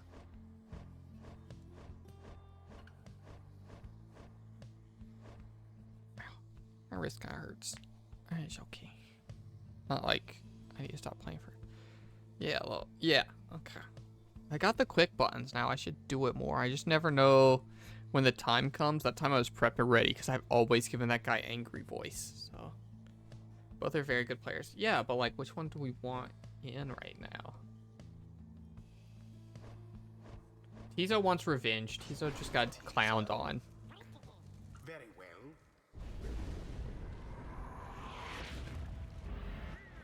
Now begin. Glory to the Nightwings. Sir Gilman carry.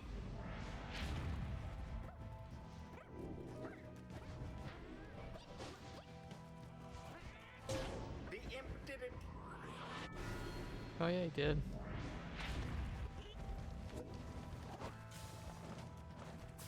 Oh. This worm.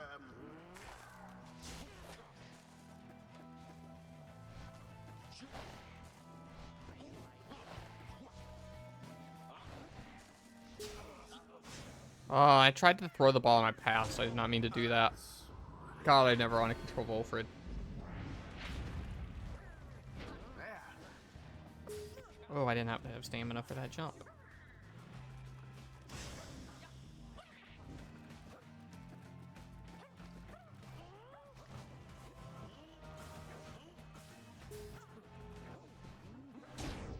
I lost who I was in control of so bad. That was so annoying. Now to the flame.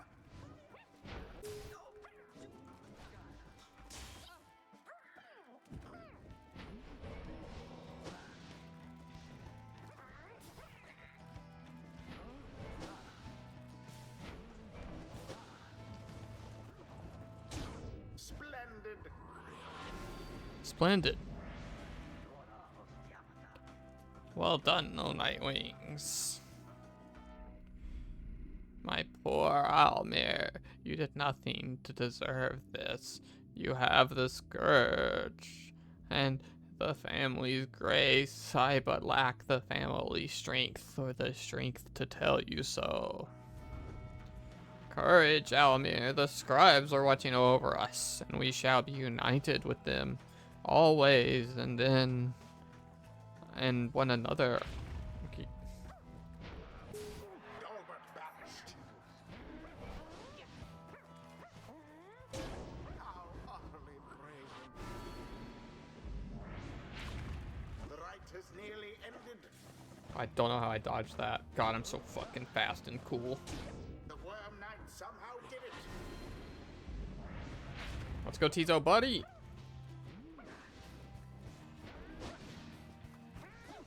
Yeah. Yes. Yeah. Wilfred, one time in your fucking life, bud.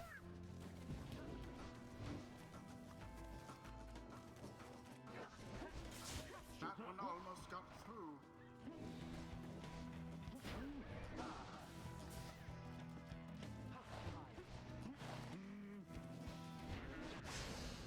Your exiles shall return ere long. Quite the close call there, no? Oh, okay. Your Well, fuck. exiles all are Oh, that good banished, lucky I'm bounce. afraid.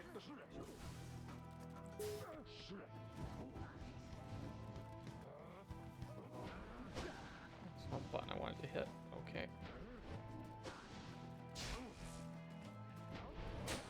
Where is the ball? Okay. Oh, I landed too soon. Fuck. One, I'd be rather angry. Unfortunate.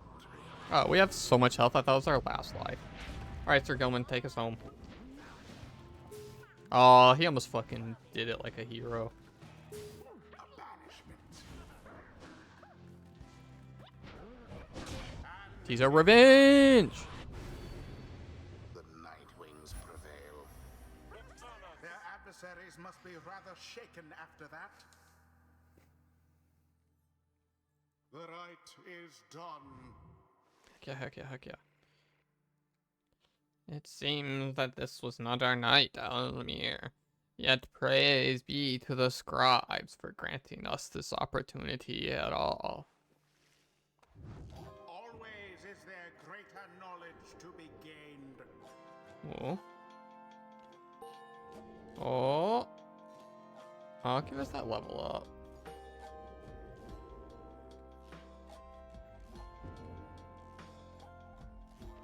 Until the next rite.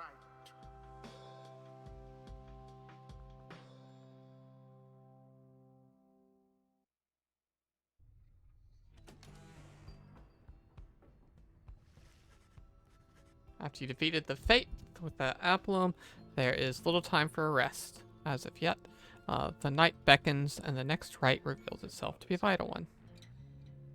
It is already time, reader. Come see for yourself. The coldness of the season now presents to us another chance. He heads out straight away, and you follow him in turn. Indeed, among the remaining stars, you see one which you are familiar now burns ever brightly. Okay, that's cool.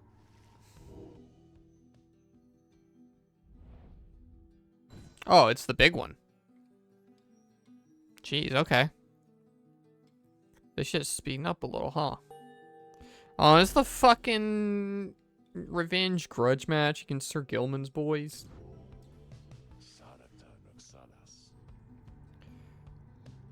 Already, the Nightwings summoned back to Mount Elodile. Picture the rites as a wheel broken free from a black wagon. It is turning uncontrollably, and soon shall reach a sudden stop. We shall have several chances left for someone to go free, either us or else our adversaries, but not both. What is at stake each time is further complicated now, I must admit, knowing we have so few opportunities remaining. Those whom we send back to the Commonwealth. Should our plan somehow fail, they may look back upon their exile with fondness. So returning to the Commonwealth is not inherently a mercy, I don't think. Moreover, there are those among us who we can count on to prevail in the rites. We need them on the Nightwings just as much as we need them in the Commonwealth. We cannot simply grow our numbers here, given the circumstances. And so, who stays and who goes, these choices affect us all. No pressure there, my girl. Yeah, bud, whatever. Now, I don't know about you, but I shall go and take my leave. Let's set forth again at daybreak. Yeah, I'll talk to you some more, bud. Hello, my girl. Tizo and I were reminiscing on old times. Thank you, Tizo. I am happy to be back among the Nightwings as well. Though you understand why we are forced to be apart for so long, don't you? Scrabble. I trust that Tariq provided some good company and song during the intervening time. Shriek. And there he is, right on cue. Something I can do for you, Volfred, sir? Volfred laughs warmly at this. No, Tariq, we are well enough for now. Tizo and I, we were just remembering the time when we first met, the three of us. Tizo was rather apprehensive then, as I recall. He was merely being, circumspect? I'm sure Tizo has the sharpest instincts of us all. Don't know that word, not gonna learn it. But the bite he gave you, sir, it left a permanent impression, did it not? It did, indeed. I consider it a mark of friendship. May it stay with me for all my days. It is a good reminder that despite the challenges we faced together in the past, my time among the Nightwings has been extraordinary. Likewise, I can say the same, sir. Arky. Wolf returns to you. I should apologize, my girl. Here we are talking of a history that you do not share. Believe me when I say we're skipping over many of the bad parts. What I mean is, it isn't my intention to exclude you as we wax nostalgic. The Nightwings that you know, we are a strange assortment, are we not? Those of us who share our kinship from the past, I suppose we cannot help but seek some warmth in it.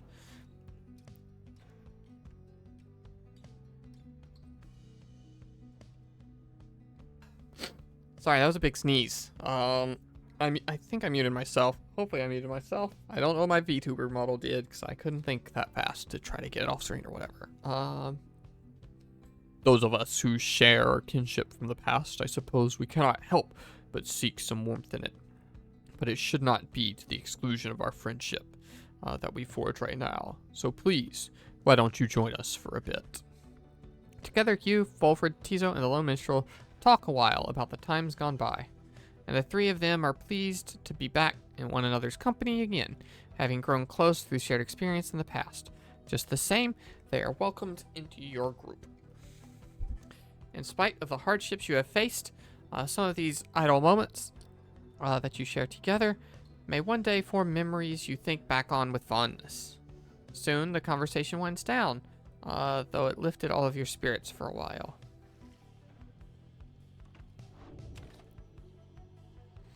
Alright, continue the journey. Right, I don't think we can afford to let Sir Gilman go home. He is by far our best player. We have to have him.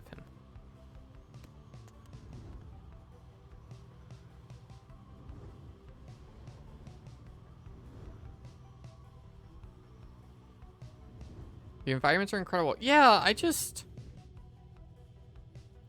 don't know. I wish there was more attachment to them, you know? Because I'm kind of flying over all of them. I kind of don't necessarily care too much about what... Not that I don't care, because they all look pretty and stuff. But, like, none of them feel that different to be in, you know? I know the stages can be a little different, or, like, the arenas can be a little different or whatever. But, like, I wish that stuff was a little bit more prominent, I guess. I don't know. Actually, I just like the way it is. I don't need it to be too involved, but they look pretty, and that's good enough, probably. Once more, we shall sail above Fall of Salem. The Temple of the Eight Scribes awaits us at the summit. None have seen the temple save for those worthy to conduct the rites there, and myself and my counterpart Celeste. You may then wonder whence I came. The cycle of the rites is turned since the beginning of the ages. Over its course, whilst waiting for the cycle's turns, some exiles has paid tribute to the Eight Scribes. I think the scribes may not have wanted such extravagance, or the carved effigies of them along the way, yet it is for triumphants to decide how best to honor the rites. They choose to honor them as you see there. How you remember this, of course. Whether you even wish to do so, that is yours to decide. The scribes would not want otherwise. Okay. Where do I land? Let's land. Gain favor. Oh, I don't care about Bertrude. Sorry. Yes. That's our boy. Everyone here loves Sir Gilman. You make landing upon Mount Ellendile while Fulfred pulls you aside from the others to complete the post-flight inspection. He puffs his pipe before speaking up. Reader, as you know, I now wear the raiments once again. This means that I, myself, may soon be worthy to regain my freedom in the eyes of the Eight Scribes. Know, however, that it is not my wish to go just yet. It is true that I could be of some benefit to our plan back in the Commonwealth, but I feel my place is here for the time being. Perhaps, once the Nightwings are sure footing in the path, my time shall come. Those are my feelings on the matter, and I wanted you to know I shall, of course, defer to you. Our path is not to contradict the reader's will. Anyhow, I trust that all of you, yourself included, shall find your freedom. If not soon, then by when all of this is over. Oh, you're going home if I can make you go home. Sorry, bud. I probably can't, though. He's probably not high enough level. Having completed the post-flight inspections, you and Sir Gilman visit the monument of Trista here and the Emperor's arrest. It seems that this knight's test of honor is just beginning to begin. He is to understand the stars themselves are vanishing? Impossible, he says, for now. There is such a thing as honor in this world if the stars themselves are wont to leave this world behind. Soon he has finished paying his respects. You return to the wagon in silence, feeling as though Trista Tethys has shown you favor. You soon shall ascend the mountain, though there is time for you to pursue your vocations. Oh, let's mentor Volfred and try to send him home.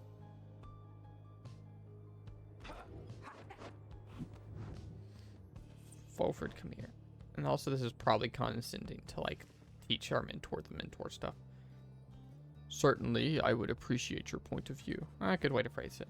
You and Volfred go over what you know about the celestial landmarks you've been to, and how their properties impact the Nightwings and the Rights. You can tell he knows many of them well by now.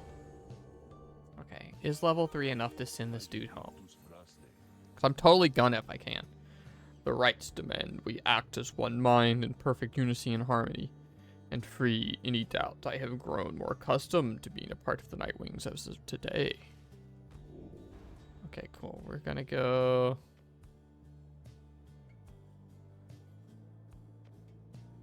I mean, 5 seems like a lot. As we traverse life's many unexpected challenges, we must cover a variety of terrain along our quest. Okay, yeah. Oh, who we talking to? Who we talking to? Sir Gelman. Sir Gelman is training intently when you approach. Master Reader, this knight has so engulfed in the memories of the Sea Dominion that he failed to detect your stealthy advance to this position. Splendidly done! This knight would have been vanquished by you easily. This knight is fortunate to have you as an ally rather than a mortal foe.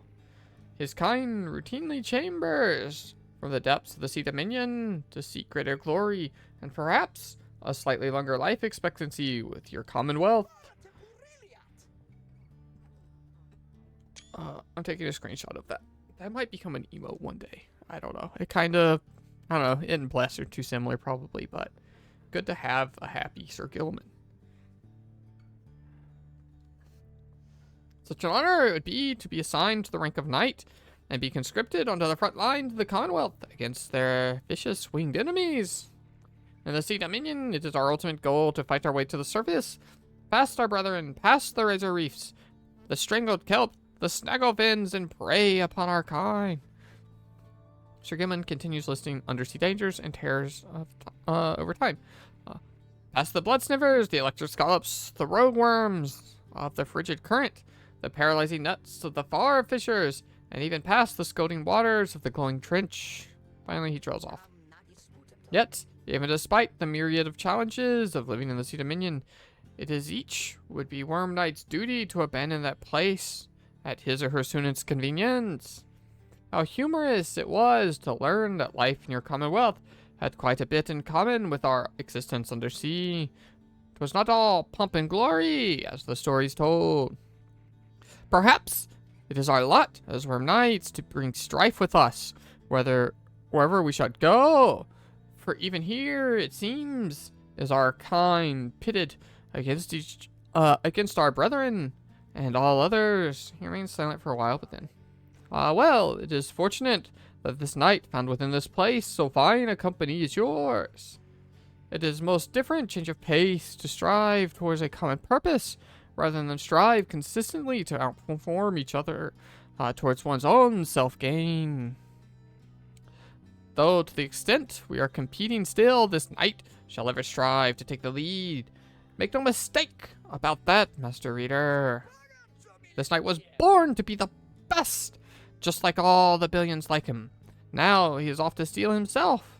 Your pardon, Master Reader. He scoots off somewhere to continue with his self-made training regimen.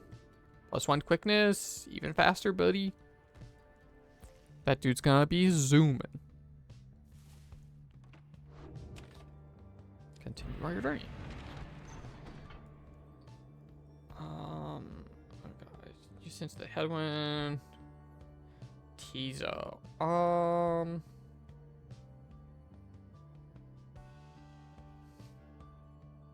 Tizo's in no matter what. We're doing Sir Gilman, Tizo, and whoever we're sending home is our party for this run.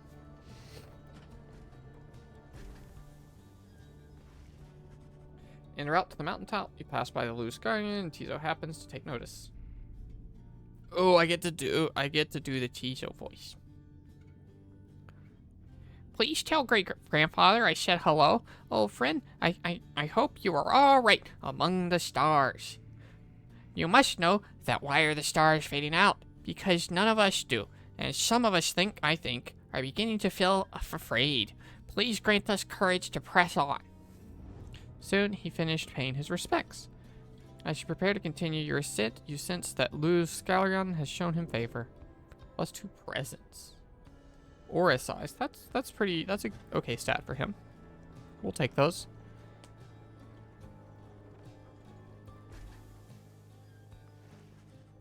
You and your fellow exiles gather at the foot of the Scribe's Gate before an archway carved of stone where stands the Gate Guardian. Greetings to you, Celeste. I see the exiles of the Nightwings have returned, even as the cycle of the rites begin drawing to a close. The Nightwings accept this as the will of the scribes. The Gate Guardian laughs at this, softly for some reason. And you, Tariq, do you accept their will as well? But the lone minstrel does not answer her. It's no matter now, Nightwings. Each of you come forth and state what it is that you seek whilst crossing the Scribe's Gate. One by one, the Nightwings declare themselves. You pass through as before. When Volfred takes his turn, Celeste stops him. You, I see you wear their raiments once again. Explain. The cycle of the rites are ending. While I do not know exactly why, I have my fears. One of my contemporaries, he, who fell from the summit long ago, he lives and seeks his liberty again.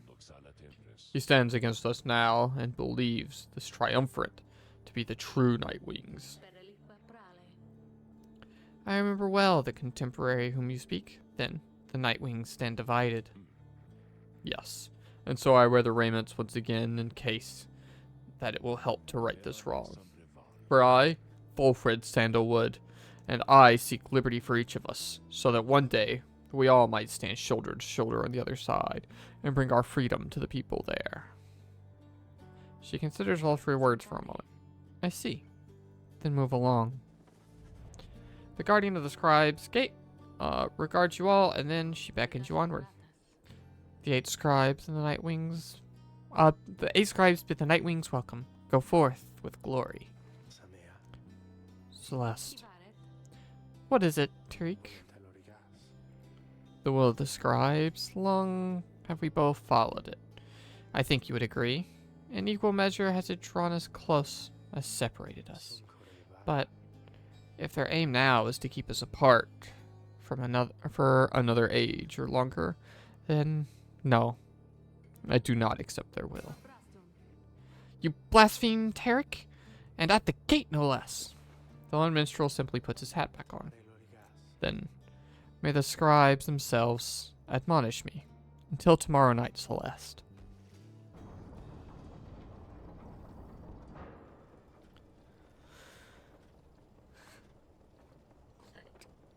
I know we got here a little bit earlier in the stream than we normally do, and the stream normally has an hour later, but I'm not feeling the best. So after we get somebody home, we are going to call it for the stream. So we're going to end this good and strong and get Volfred out of here. Having reached the peak of Mount Aelandile, again, you see the vastness of the downside all around you. It leaves you deep in thought regarding which of your companions ought to go free as night, as Ray did last time. I don't think we have any money for the Slugman. God, dude. Ugh. Volfred looks up as you approach and smiles. I never thought I would say such things, my girl, but it's good to wear the raiments and the rites once more. The march of time does not have a way of healing certain hurts. Besides, the Nightwings of today, we are very different beasts than the triumvirate which took me in almost a decade ago. Ours was a triumvirate of exactly 3, well, 4 with Tiso, who proved to be an exception, though historically, the Nightwings never took more exiles than needed. I have mentioned my predecessor, Brighton, and my former companions, Ariza and Orlek. Perhaps, naively, I had hoped my time with them would not be relevant directly to whom we now attempt, or to what we now attempt. But, seeing as our stories are now intertwined, do let me know if there is more you wish to learn of them. Oh god, I want to, but also, like, fuck. There's so much talking. You ask what Oralek was like when he and Volfred first became acquaintance. Volfred remained silent for a time. I was very, very sick, you know. When I first landed on the downside, I took the trip down the river. Must have been a little much for me. Chat, I am sorry to do this. I got to take another BRB break, but I will be right back. I promise I'm okay. Not like that sick or nothing. I just need to take a moment to walk around, get a drink and stuff. I've got like, hot flash, sweaty stuff. So be back in a second.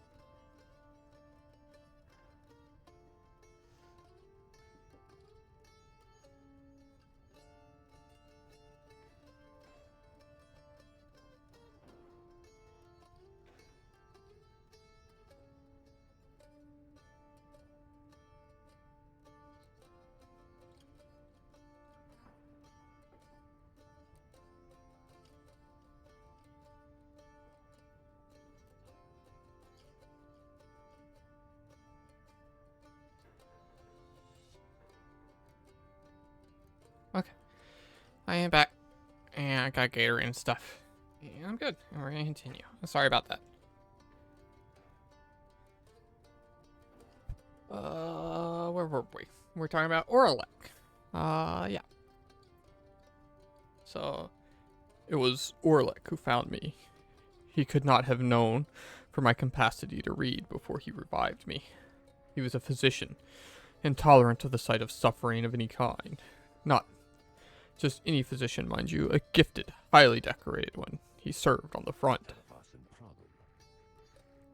Back then, skirmishes erupted frequently, and those of the Oralek, they had to deal with many casualties on either side. In time, I had grown repulsed by what I saw.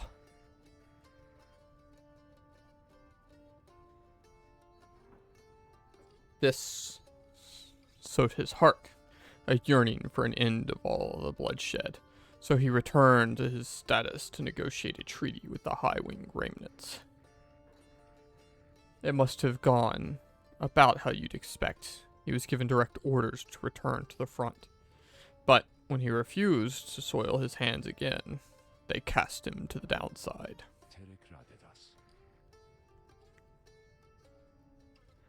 There, he regained the notice of the Nightwings, and before long he grew to be one of the finest rites conductors anyone has seen. Sorry about coughing into the mic. He was instrumental in the liberation of his companions, whose roles, the triumphant, were later filled by Orissa and me. In time, Orlek's own opportunity for freedom had come up. He longed for it, so that, with his exiled status, he might stand a better chance of negotiating peace. However, on the evening of his liberation, well, you know the story from that point. Wolfred breathes a heavy sigh. He and I were kindred spirits for a while. I could not bear to think that he was gone, and now, I still cannot entirely believe that he is back. He is our adversary now, transformed, grown cold. Still, part of me is happy that he lives. Make no mistake, of course. I shall not be swayed against our plan, not by the Orlek or anyone. As I have said before, we share a higher calling now. As for Orlek, he wants his freedom still, although I wonder if he still remembers why. Anyway, as there was something else, my girl? Yeah, tell me about Orissa. You know about Orissa, who you understand betrayed Orlek at the moment of the liberation, when then perished among the Shimmer Pool. I'm afraid that you know the brunt of it, my girl, but I suppose you ought to know something of Orissa's past, lest you be quick to judge her solely by her actions. Mind you, I would never make excuses for terrible choices she ultimately made, but her life, I understand, was very difficult. Orissa had been exiled for the foulest of acts. You could see it plainly branded on her face. Such was the heinousness of what she did in the eyes of the Commonwealth. She was an apprentice blacksmith in her youth, taking up the post left by her brother. He had fallen in battle on the blood border, despite the wielding his father's own lance and armor. Her father never quite recovered after this. He had grown cruel and detached. It was Orissa who took the brunt of his fury. He expected the impossible of her. One day, it was all too much for her, and when next he lashed out at her, she struck back. She struck back again and again and again. When they came for her, her father was gone, and she was not herself. She was promptly cast into the downside for her crime, for her hatred for the Commonwealth only grew. Orissa always was intense in her demeanor, haunted by her father's memory. More than that, her chief motive for wanting back her freedom, in hindsight, not a healthy one. She longed to join our nation's enemies, to build for the High Wing Regiments a great siege union that could shatter the defenses of the Commonwealth, and forever end our feud. She ultimately did to Orlek. It was an act of pure, thoughtless desperation. I do not think it was simply evil, nor do I think it was personal.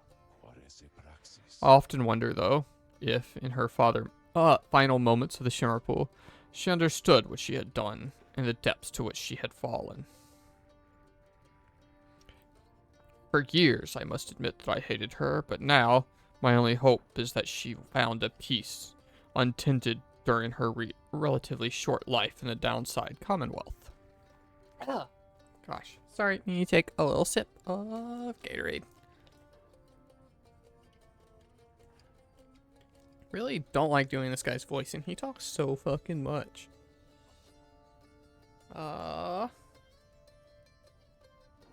Furthermore, I hope that the life of Orissa offers some perspective, yet to those of us who have not made the same mistakes. Now then, was there something else? Yeah, tell me about the other person, please. Brighton. You inquire about Brighton, who you understand was liberated prior. Oh, that's my voice. Why am I reading it like... I've just read I think I've read half of the text in this game as Volfred, and it's a lot to do all the time. You inquire about Brighton, who you understand was liberated prior to the Volfred first joined the Nightwings. I never met Blighton in person, but I know him rather well by now. Though, for that matter, my girl, so do you. He studies your reaction for a moment, and then Brighton was born wealthy, but not special otherwise. That's pretty special. You would have no reason to have heard of him. He was exiled for negligent misconduct. Do not know exactly why and do not care for spreading rumors. I first heard of him through Arissa and Orlek, who found me in the suitable replacement following his liberation. They spoke little of him. Orlek gave the impression that he did not see eye to eye, but he assured me that I soon would hear from him myself. Indeed, as I became accustomed to the book, which you know well by now, I soon began to hear the voice. Wilfred looks at you, as if to see if you're taking his meaning. You see, my girl, after Brighton's liberation, he assumed a new identity within the Commonwealth, and a new responsibility to the triumvirate which liberated him. That voice you hear from time to time, whensoever the stars align, it's his. He is no longer Brighton. He is now none other than the Archjustice Andrelish the Ninth. Okay, yeah, cool. I guess. Liberated exiles retain certain burdens to their own triumvirate. They have much to thank them for, not just for the freedom, but for the exalted status in the Commonwealth. The theocratic rulers of the Commonwealth, they do not wear masks and raiment simply for the sake of ceremony. They are not who they appear to be. Their public class are nothing but a fabrication. Like Brighton, they once were exiles too. Brighton, that voice, he has no love for either of us. By now, he knows full well that we are what we attempt to do, yet he is bound by the tradition of the rites. He shall always stand on ceremony and complain, but I think he knows deep down that he is powerless. How ironic that one such high status in the Commonwealth should be so frightened of some long-forgotten exiles such as we. Anyway, that's Brighton for you. He may have seen in you the potential to be one of his staunch supporters for a time. If that's a path you want to pursue, I should apologize. Now then, who else shall we talk about? Nobody, please stop talking to me. Okay. See, I told you, Brighton telling us there's a traitor. He just means fucking Volfred, and we already don't like that guy, so it's fine. You bid Volfred a good afternoon and leave him with memories. My pleasure, reader. Reflecting on the past from time to time helps demonstrate how far we've come. Yet, how much further we have yet to go.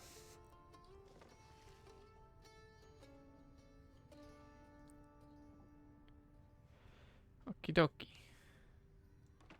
Let's go kick some ass. No, I'm not even going to bother looking at the shop. We just spent all of our money on stuff. Once you have gained the Fall of Solemn, where one among you may go free, but first you shall have to prevail against the Pyre Hearts in the Liberation Rite. Reader, your companions are gathered here under the Fall. They shall be counting on you. Indeed, as this cycle of rites turns ever faster, so too is our plan set in motion. My agents in the Commonwealth are beginning to cause a bit of a stir out there, and word has reached high places that the rites are ending. This is our chance, though let us not despair should victory elude us here. We shall make the most of whatever scribes may have in store for us. That is to say, good luck, my girl, it's time. Okay.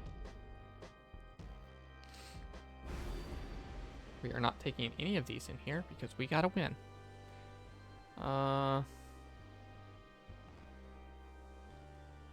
Yeah, no.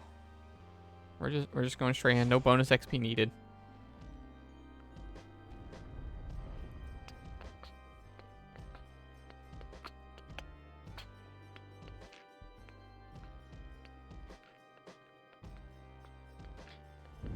Once more, the Nightwings gain the summit of the sacred Mount Aladiel to conduct the Liberation Rite. Even as the stars themselves abandon you.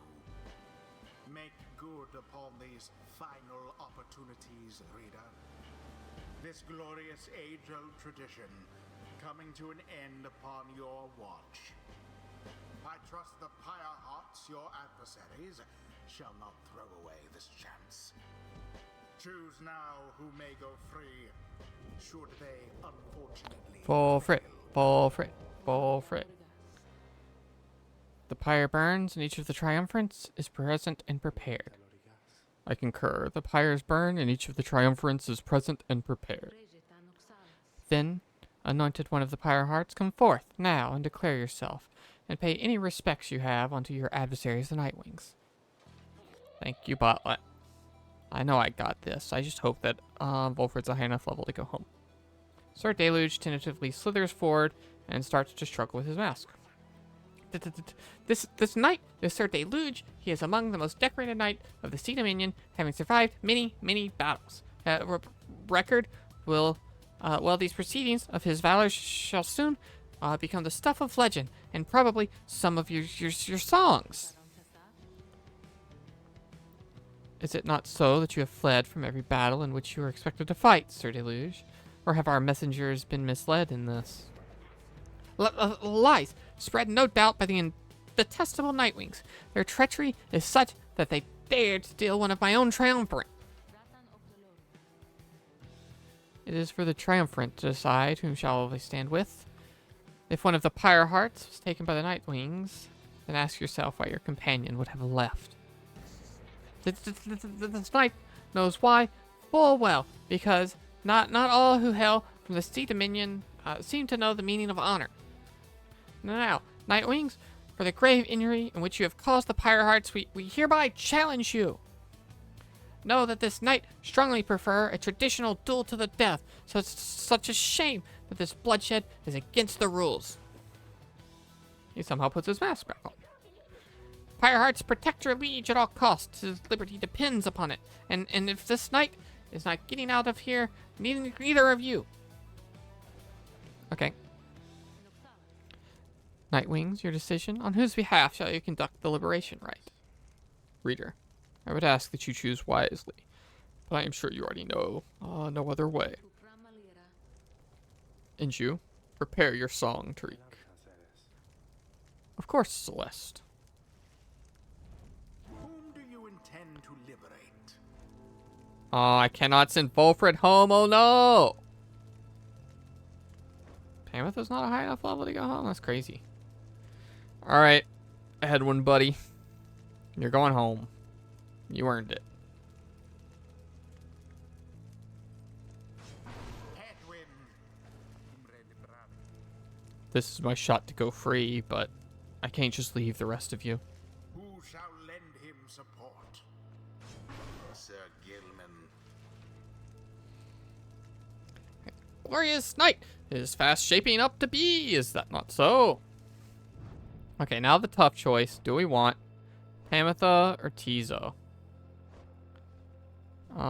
What do you guys have? Do you have the, like, revenge killing thing?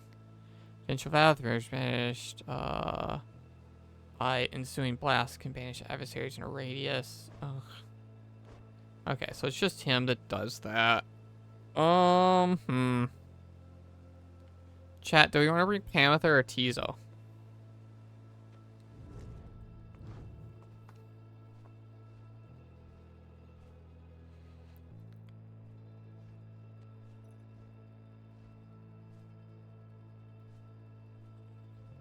We're bringing Pamitha.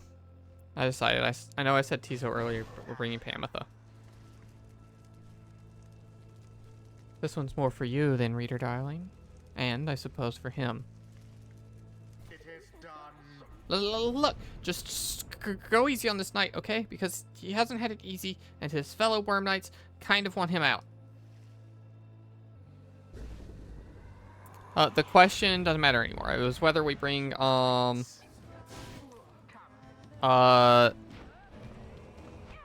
Tizo or... Oh, fuck. Bad start. Or Pamitha. We brought Pamitha. A moment, Sir Deluge. What is it you... This knight is trying to concentrate here. This knight has a burning question he must ask you, sir. What do you gain if you prevail here? You who fled the siege of the Spiral Sanctum, what would you do if you returned onto the land? Sir Deluge squirts in an uncomfortable looking way but does not respond. You have returned onto an even higher station on the front, you know. Good Sir Deluge, where you might brave many more battles for the glory of the Commonwealth. Is that your wish? Shut up, Gilman. What would you know of it? This night he shall survive, whatever it shall take, whether the Sea Dominion, the Commonwealth, or this blasted place. Now he is getting out of here. You would have survived too, but no. Now we are enemies, and once this night is free, he shall make sure everyone in the Commonwealth is aware of your great treachery.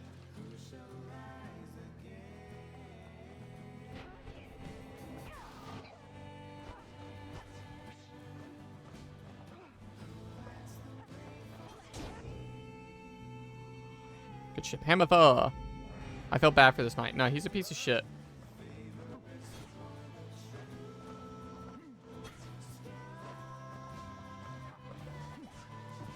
See that stick jump?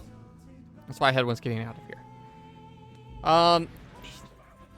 Sir Deluge basically rose to the ranks that he was in because he survived so many battles, but he survived so many battles because he consistently fled them. What? Why is it raining now? Just as this night seemed to think things could possibly get worse for him. Now, our poor Pyre is getting soaked, although Sir Deluge just realized this disadvantage applies equally to you as it does to the Pyre Hearts. Henceforth, your Pyre shall gradually be drained by the rainfall. We're ahead, so as long as we hold the ball forever, we win. We can totally win on time.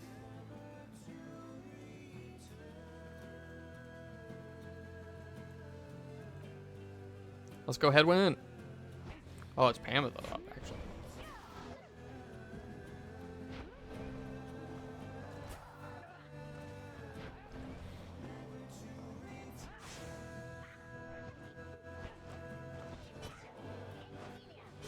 Oh, didn't make it. Ran out of stamina.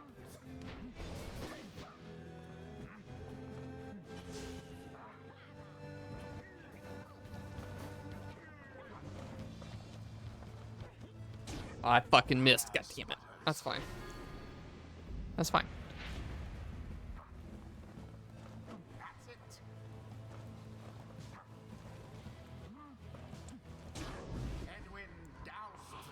I like Sir Gilman a lot. He's one of my favorite voices to do that I have assigned.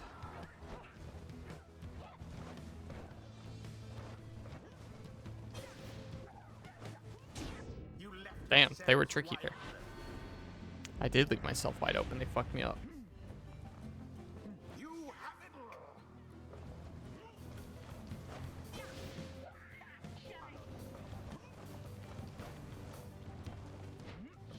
I never switch the right fucking character. I don't know how it works, and it's so annoying to be like, I want to switch to the person next to the goal.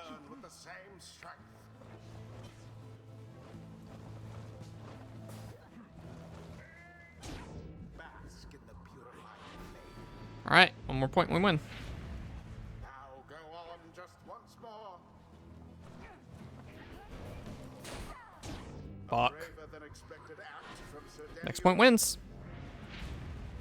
Both triumvirates are equally as close.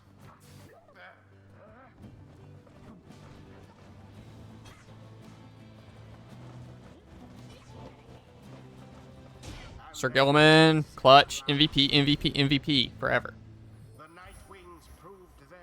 That was a close one. I was worried, I'll admit.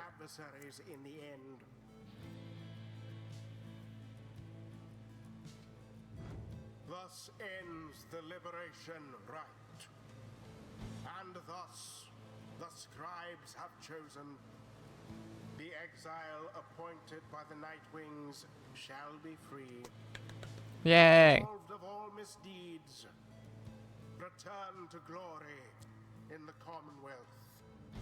His adversary and all others shall remain. Yeah, we know the deal, buddy. Carry out their rightful sentences.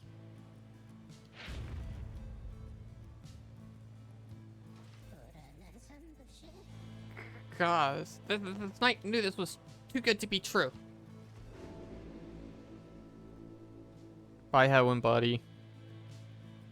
You put in your work. You earned it. We did it. Then, I guess that means I have to go. I broke my vow to her, that we would all go free together. Reader, my friend, why would you do this? Will you ever forgive me? But Connie, wait for me. Wait for me. He remained silent for a moment longer, then... Listen to me, all of you. I will not forget this. If there's anything at all that I can do back on the other side to help the rest of you, then I'm going to find it, and I'm going to do it. And at the very least, I will do everything I can to make sure that by the time more of you come join me back home, it will be a better place for all of us. Look, I don't have long now, so just thank you, all of you. I won't forget this. And then he plunges out of sight into the shimmer pool, his voice audible but growing faint. It's happening. Goodbye, my friends. Reader, everyone, goodbye. Until we see each other. Edwin earned back his freedom. May he return to glory. The 8 scribes are watching from afar. By their grace, may the cycle of the rites keep turning for as long as possible.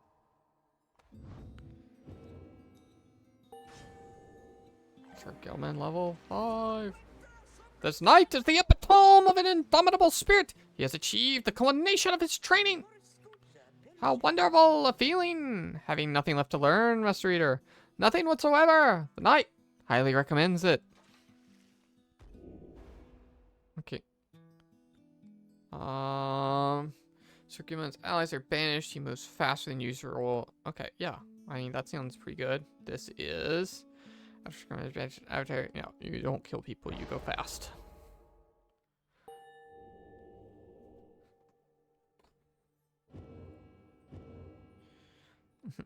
Until the rites begin anew.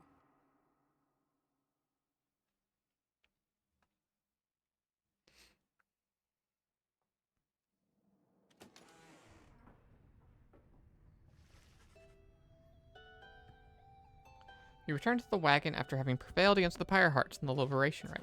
Such a glorious night this turned out to be. At least someone got out of here. You succeeded in liberating Hedwyn, who returned to the Commonwealth in glory. We have but a few such liberation rites remaining. Exactly how many I do not wish to speculate about as yet, until such time we can better say for certain. Under no circumstances would I suggest this as ideal. However, it is opportunity enough that our plan may as yet succeed. 65% chance. Although, all the setbacks, I fear. Beaufort trails off and falls silent. Some of the others exchange looks. They're beginning to understand. With the rites soon ending, everything which Fulford has sought, both his own for many years, and now with you, all of it may have been in vain. The hush spreads to the others. But not to you. You proceed to do something that none of the others seem to expect. You raise your voice. Each of your fellow exiles turn to you, their asking a question with no easy answers. What are we going to do? As you meet Pameth's gaze, the words from the occasion bring to crystallize your mind.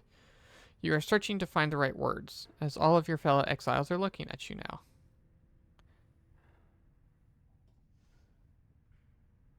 Wait, interact here to consider what to say. Okay. Interact to consider a different angle. What? You tell them... Oh, this is confusing. Press the red seal to unlock your speech. Okay. You tell them that you are all stood together after a time throughout the quest, and are now poised to seize the opportunity of flourish among them. Okay. Interact to consider a different way to put this. Oh. Oh, okay. So I'm like picking a thing. Gotcha. I'm picking my words. You tell them you have all stood together time after time throughout this quest. You tell them that you're not going to mince words with anyone here. No. You tell them that you have struggled. No. Yeah. and are now poised to seize a glorious opportunity and think only a hollow fool would turn back now. Or no, yeah. Your path to freedom is still laid bare to all of you. True freedom is not waiting for you in the Commonwealth. None of you pursue this question. It's clear that not all of you are. Your path to freedom is laid bare before you all. The path is difficult enough without the added burden of despair. Yeah. Meanwhile, the stars themselves are shining on you. The Commonwealth is already in upheaval, but something far more vital is at stake. You see the imminent conditions of the rites as a sign. The disappearance of all the stars above can be no accident. You see the, no accident. It is a sign that the world is changing. It is a sign that the scribes are watching. The world is changing. You now have this opportunity to live with purpose. You stand poised to ensure that the world you leave behind for your loved ones. No. Now's the time to stand and fight for the forces that oppose you. Live with a purpose. For each other. For all of those shall live on. For yours is a righteous cause. For all those who shall live on. When you look at it, if you can believe any of this, if you cannot see the merit in this quest, okay, if you cannot see the merit in this quest, then you are unfit to stand among the Nightwings. Then you are unworthy to the raiments of the books. Okay. Stand among the Nightwings. You are unfit to stand atop the sacred mountain. You're unworthy of the stars' waning lights. Stand on the mountain. After a brief period of reflection, you share your last sentiment with the group. Our cause is just, and we shall not be stopped. We are the righteous. We shall have our day. The stars may die out, but our cause will live on. That one. Whosoever dares oppose... No. Soon we shall stand together unopposed. Okay. The stars may die, but our cause will live on. Then you join the others in silence. Interesting. Thus, you do remain together for your thoughts. No one speaks for a time, but then... Thou wouldst dare to change this ancient world, greeting one, and yet thy words are tinged with certain truths. Scree hop. May the long stars remain a light for you, reader ma'am. All the while, Volfred remains watching you intensely. Then his expression softens and he smiles. You're right, of course, my girl. We are the Nightwings. It is precisely as you said. The stars may die, but our cause shall live on. Lead us then, reader, to end our quest and the dawn of the new age for all our kind. Everyone, for the Nightwings. Everyone responds in kind. They stand with you no matter what. They await this outcome of this vision of the stars which burn with renewed fury, because now the last rite beckons you. The last rite? Oh. We might be finishing this game next week, everyone, which means Volfred's not getting out of here. Which means we gotta figure out who. But Volfred can eat shit. He's not gonna be our last buddy out of here. I'm being overly mean to Volfred, and it's only because I gave him a voice that I chose to give him, so. But we got a week to think about it. Everyone think about it. Next Tuesday stream, I want you all back here to say, this is who I want to get. You know, I want to be free. And I want all of you to have a 10-slide PowerPoint presentation of why your answer is correct. We'll present all of them, and then we will decide. That's your homework. The stars above now burn with what appears to be a desperate fury, many of more of them than usual. Look upon them.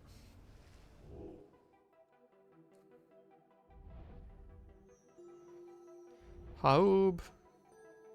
Goal. Sorry, not happening, but we'll try to tune in. Yeah, so if I set the bar high for PowerPoint, and then you're like, well, I'll just slack and tune in, then I'm actually still winning. Because I actually just want people to be here and have fun and stuff. The stars of the 8 scribes, they shine together now as one. The lone minstrel draws breath, as though surprised by what he sees. He backs away and averts his eyes. The others This is another sign that the rites are soon to cease. Few chances yet remain to confront the adversaries that you have met during your journey. Am I allowed to pause here? Oh, does this do the thing that says, like, freedom cannot wait, progress is saved from... Oh, does it tell me when my last save was?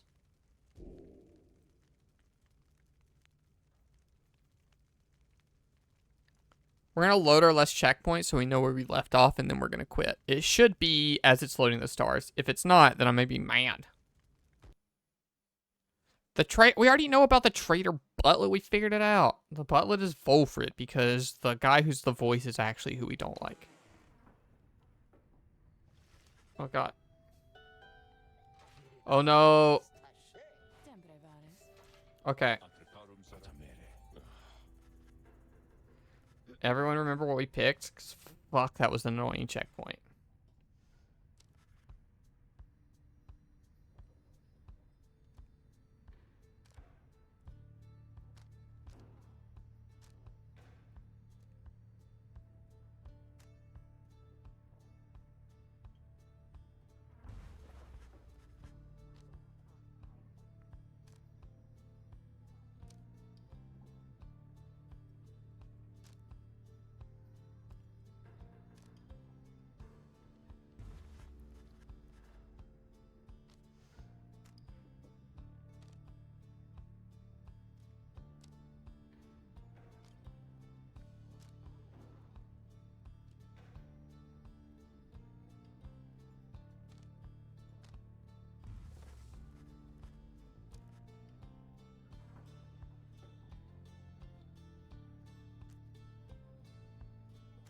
Sorry, I'm just trying to remember all the things we picked because I fucked up.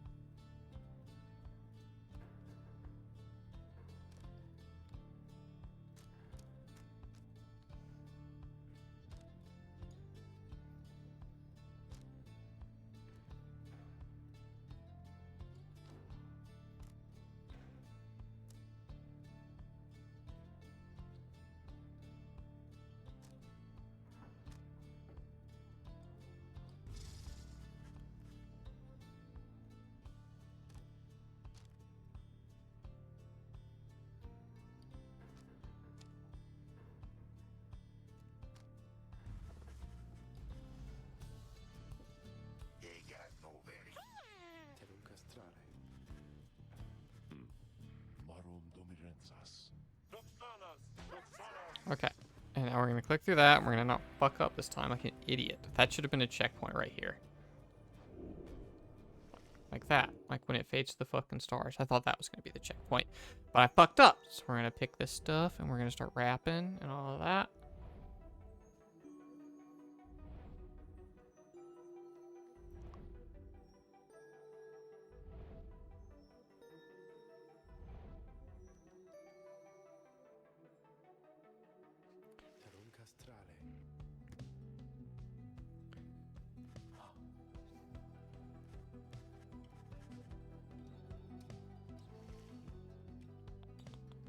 Okay.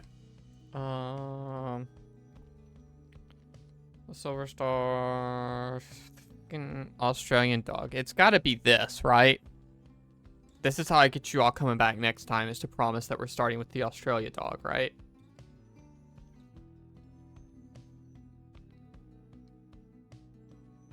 But, like, also Pamitha's sister is the one that has the most story interest to me. So, chat, what do we do? This is what I would pick on my own. And this is what I would pick to be funny. I already see a bark mate in chat, so I guess we're gonna be funny, huh? Fuck. Well, we'll play them both, probably. Alright.